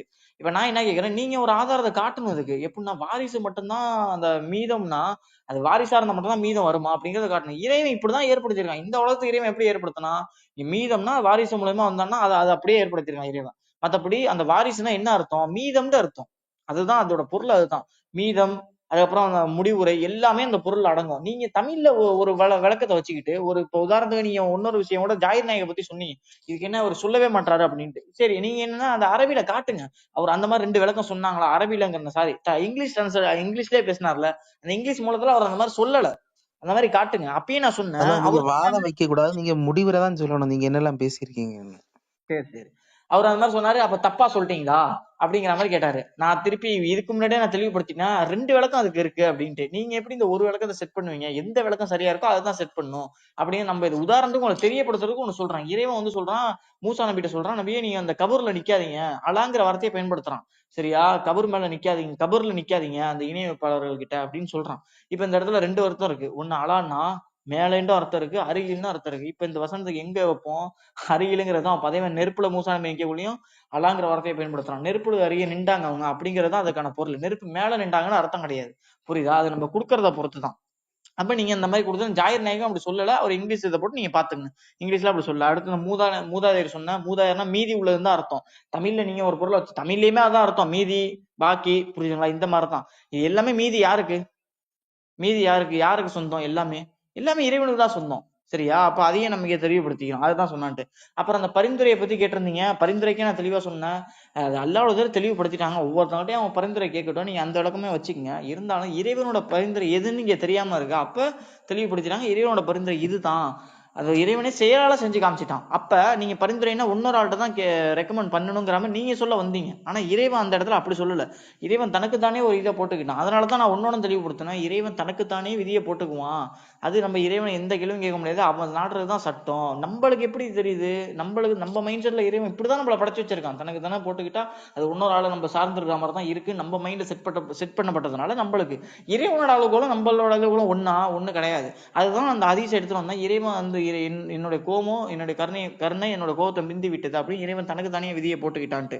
சரிங்களா? அதனாலதான் நான் சொன்னேன். அடுத்து திருப்பி அந்த மூசா நபி தான் பேசினாரு. மூசா நபி இப்படி சொன்னாங்கன்ட்டு நான் கேட்கிறேன். இப்ப இறைவன் சொல்லக்கூட சொல்றான், அந்த குர்ஆன்ல வந்து நம்ம மலைகள்ட்டையும் இதையும் எடுத்து அமானிதத்தை எடுத்து காட்டணும், அது ஏற்க மரத்தை அஞ்சுச்சுன்ட்டு. இதையும் எப்படி புரிஞ்சுக்கிறோம்? இதே அதே மாதிரிதான், அது பிரார்த்தனை பண்ற மாதிரி தான். இப்ப மூசா நபி வந்து அல்லாஹ்வுடைய வசனத்தை மறுக்கணும்லாம் சொல்லல, முடியாதுன்ட்டு அவங்க அறியாமையை வெளிப்படுத்துறாங்க அங்க. புரியுதுங்களா? அதையும் இறைவன் ஏத்துக்கிறான். இறைவன் அதே மாதிரி செட் பண்ணியிருக்கான். அதுதான் அந்த ஹதீஸோட. அதான் நான் திருப்பியுமே சொன்னேன், கடைசியில அவங்க இருந்து நம்ம ஏற்படுத்தினதே அவங்க இது பண்ணிக்கிட்டாங்க, அடைஞ்சுக்கிட்டாங்க அப்படிங்கறது இறைவன் சொல்றான். ஹதீஸை கீழே படிங்கன்ட்டு. இன்னொரு தபுரானி அந்த ஆள் இதுல சொன்னாரு, அது இட்டு கட்டப்பட்ட செய்தி. அதற்கான தெளிவான சண்டை நம்ம விவாதம் முடிஞ்சாலும் எடுத்து வைப்போம். சரியா? இன்னொன்னு அந்த வசனத்துல சொன்னீங்க, அந்த 6:19 அதாவது ஓரிரு கொள்கையை பத்தி 53 ஓரிரு கொள்கையை பத்தி பேசுது, 18 ஒண்ணு பேசிட்டு 19 செலவு உள்ள வருதுன்ட்டு. அதுக்கு வசனம் எந்த சம்பவத்தை பத்தி பேசப்பட்டது, அதோட கீழே எந்த சம்பவத்தை பத்தி பேசப்படுது, ரெண்டும் வேற வேற சம்பவம் அப்படிங்கறது அங்க தெளிவாவே இருக்கு. நீங்க கீழே உள்ள வசனத்தை, அது கீழே உள்ள வசனத்தை நீங்க படிச்சீங்கனாலே தெரியும். சரியா? சரி, அடுத்து பிரார்த்தனை பத்தி சொன்னேன். நான் அதான் சொன்ன பிரார்த்தனை, இறைவா உன்னையே விளங்குகிறேன், உன்னுடைய உதவி தெரியும். இந்த மாதிரி எல்லா கேள்வியும் நீங்க வரந்தான். நான் சூரத்துல் ஃபாத்திஹால இருந்தே எடுத்து காட்டினேன். இஸ்லாமியோட ஸ்டைலே இப்படித்தாங்க, அப்புறம் நீங்க எப்படி சொல்லுவீங்க அப்படின்ட்டு. சரியா? அடுத்து இந்த ஒளி இதை பத்தி சொன்னாங்க, இறைவன் இதா இருக்கான்ட்டு.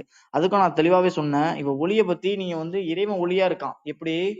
இப்ப இருட்டு தெரியல, இப்போ இருட்டா இருக்கு, எதுவும் பாதை தெரியலன்னா இப்போ ஒளியா இருந்தா இதுதான். புரியுதுங்களா? அதைத்தான் இறைவன் சொல்றானே தவிர வேற ஒண்ணும் இல்ல. அந்த உதாரணத்துக்கு தான் இறைவன் சொன்னா, மூல ஒளி இறைவனோட ஒளின்னு தான் சொல்றான். சரியா? இப்ப நம்மளுக்கு புரிய வைக்கிறதுக்காண்டி இறைவன் ஒரு ஜெய்துன் உதாரணம் காட்டுறான். அப்ப அதை காட்டினான்னு சொன்னா அதற்கு என்ன மூலப்பொருள் தேவைப்படுதோ அதை நம்ம எப்படி விளங்கி வச்சிருக்கோமோ அப்படி சொன்னாதான் தெரியும். அப்ப இறைவன் தெளிவா சொல்றான், ஜெய்துன் என்ன அப்படிங்கிற வார்த்தையை பயன்படுத்தி நம்மளுக்கு புரிய வைக்கிறான். மற்றபடி அந்த மூல ஒளி விளக்கவே இறைவன் தான் இருக்கான், இறைவனோட சொல்ற ஒளி தான் இருக்கு அப்படிங்கிறதையும் நம்ம சொன்னோம். அதுக்கு பதிலாக அதையே நம்ம திருப்பி சொல்லி கொள்றோம். அடுத்து பாத்தீங்கன்னா அல்லாஹ் நம்புங்க, அடுத்து இந்த ஒளியை நம்புங்கன்னாங்க. அது இறைவனோட வேதம் தான், வேதத்தை தான் அது குறிக்கும். அது அல்லாஹ் தெளிவுபடுத்திருக்காங்க. ஹதீஸ் இருக்கு, நான் ஹதீஸை எடுத்து போடுறேன். உங்களுக்கு இப்ப தேடி எடுக்க முடியாது, நான் எடுத்து போறேன். அதுக்கு தெளிவான ஹதீஸ் இருக்கு அந்த வசனத்துக்கு. சரியா? அதையும் நம்ம பாக்குறோம். அதான் அந்த ஏன் ஒளினா என்ன, அது வழி காட்டுறது, இறைவனை எப்படி ஏறதுக்கான வழி எதுலதான் இருக்கு, வேதத்தெல்லாம் இருக்கு. இறைவனே துறவான சொல்ல என்ன சொல்றான், உங்களுக்கு இரு வழிகளை காட்டுறோம், எது சரியான வழி எது தவறான வழின்ட்டு. ஏன்னா மனுஷனுக்கு எது சரி தப்புன்னு தெரியாது. ஒருத்தவன் இது சரின்னு நினைப்பான், இன்னொருத்தவன் இது சரின்னு நினைப்பான். இங்க இறைவன் தான் எது சரியான வழிங்கிறத இறைவன் தான் தீர்மானிக்கணும். அதுதான் இறைவன் சொல்றான், பிரித்து காட்டக்கூடிய 2 வழி இந்த குர்ஆன் சொல்லுது, இறைவனை எப்படி அடையணுங்கிறதையும் சொல்லுது அப்படிங்கிறது. அப்ப அதுவும் இதைத்தான் குறிக்கும் அப்படிங்கிறத சொல்லியாச்சு. அடுத்து இந்த குருடன் இதுக்கு வந்தாங்க, அதான் நான் திருப்பியுமே சொன்னேன், நீங்க இந்த மாதிரி இட்டு கட்டினாங்க அப்படிங்கிற மாதிரி தான் உங்க வாதம் வருது. அதுல இருந்து இப்படி உடனே இறங்கும் அப்படின்னு கேக்குறீங்க. லேட்டா இறங்கினாலும் உடனே இருந்தா என்ன, அது ஒன்றும் பிரச்சனையே கிடையாது. சரியா? இப்படி நீங்க சொன்னீங்கன்னு சொன்னா, இப்ப உதாரணத்துக்கு இப்போ மோசே சொன்னார்ல, மோசேக்கு ஒவ்வொரு இறைத்துதருக்கும் ஒவ்வொரு கட்டளைகளை இறைவன் கர்த்தர் கொடுத்தாரு. சரியா? அப்படி கொடுத்தாருன்னு சொன்னா அவர் ஒரே இதாவே மனுஷனுக்கு இனிமே இதாண்டா சட்டம், எப்போதுமே உலகம் அழியிறவரையும் அப்படின்னு கொடுத்துருக்கலாம். ஏன் படிப்படியா ஒவ்வொரு இதுக்கும் ஒவ்வொரு சட்டத்தை கொடுத்தாரு, ஏன் அந்த மாதிரி கொடுத்தாரு, அதுவும் நம்ம கேள்வியா வைக்கிறோம். புரியுதுங்களா? இப்ப இதுக்கு நீங்க பதில் சொல்லிட்டீங்கன்னா அதுக்குதான் அது எல்லா பதிலும். சரியா? அது இதுக்கு பொருந்தும். அப்ப நீங்க எப்படி எடுக்கிறீங்க, இறைவனுக்கு என்னென்ன கொடுக்கணும், எப்ப கொடுக்கணும், எது கொடுக்கணுங்கிறது இறைவனுக்கு தெரியும். அதனாலதான் இறைவன் பண்ணா. இப்ப ஜீசஸ் கிறிஸ்து பாவத்துக்காண்டி தான் மறிக்க வராருன்னு இறைவன் சொன்னா, அந்த நூற்றாண்டுல தான் அவர் வருவாரு அப்படின்னு இறைவன் சொன்னா, அதை முன்னாடியே அவர் கொடுத்துருக்கணும் எல்லா மக்களுக்காண்டியும். புரியுதா? இதுக்கு முன்னாடி உள்ள சமுதாயத்துக்கும். கடைசியில இந்த இதுல இப்படிதான் வருவாரு, இப்படிதான் மறிப்பாருன்னு இறைவன் முடிவு பண்ணா அது அவ்வாறுதான் நடக்கும். சரியா?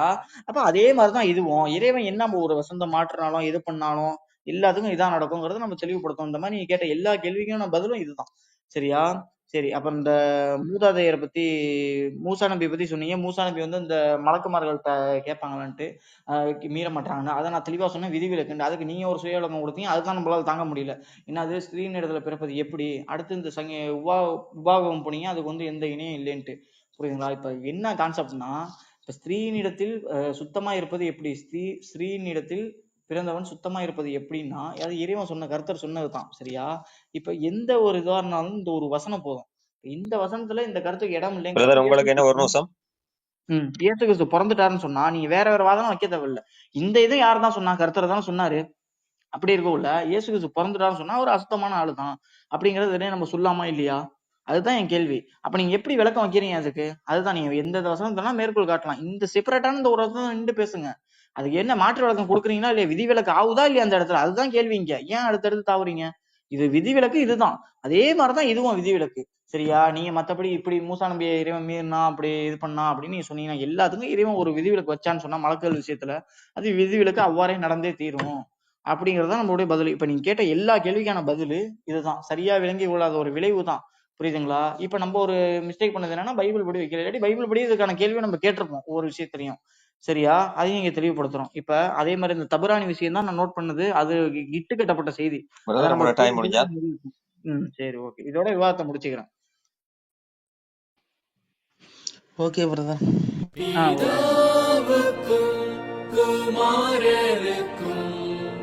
பரிசுத்த ஆவிக்கும் மகிமை உண்டாவதாக.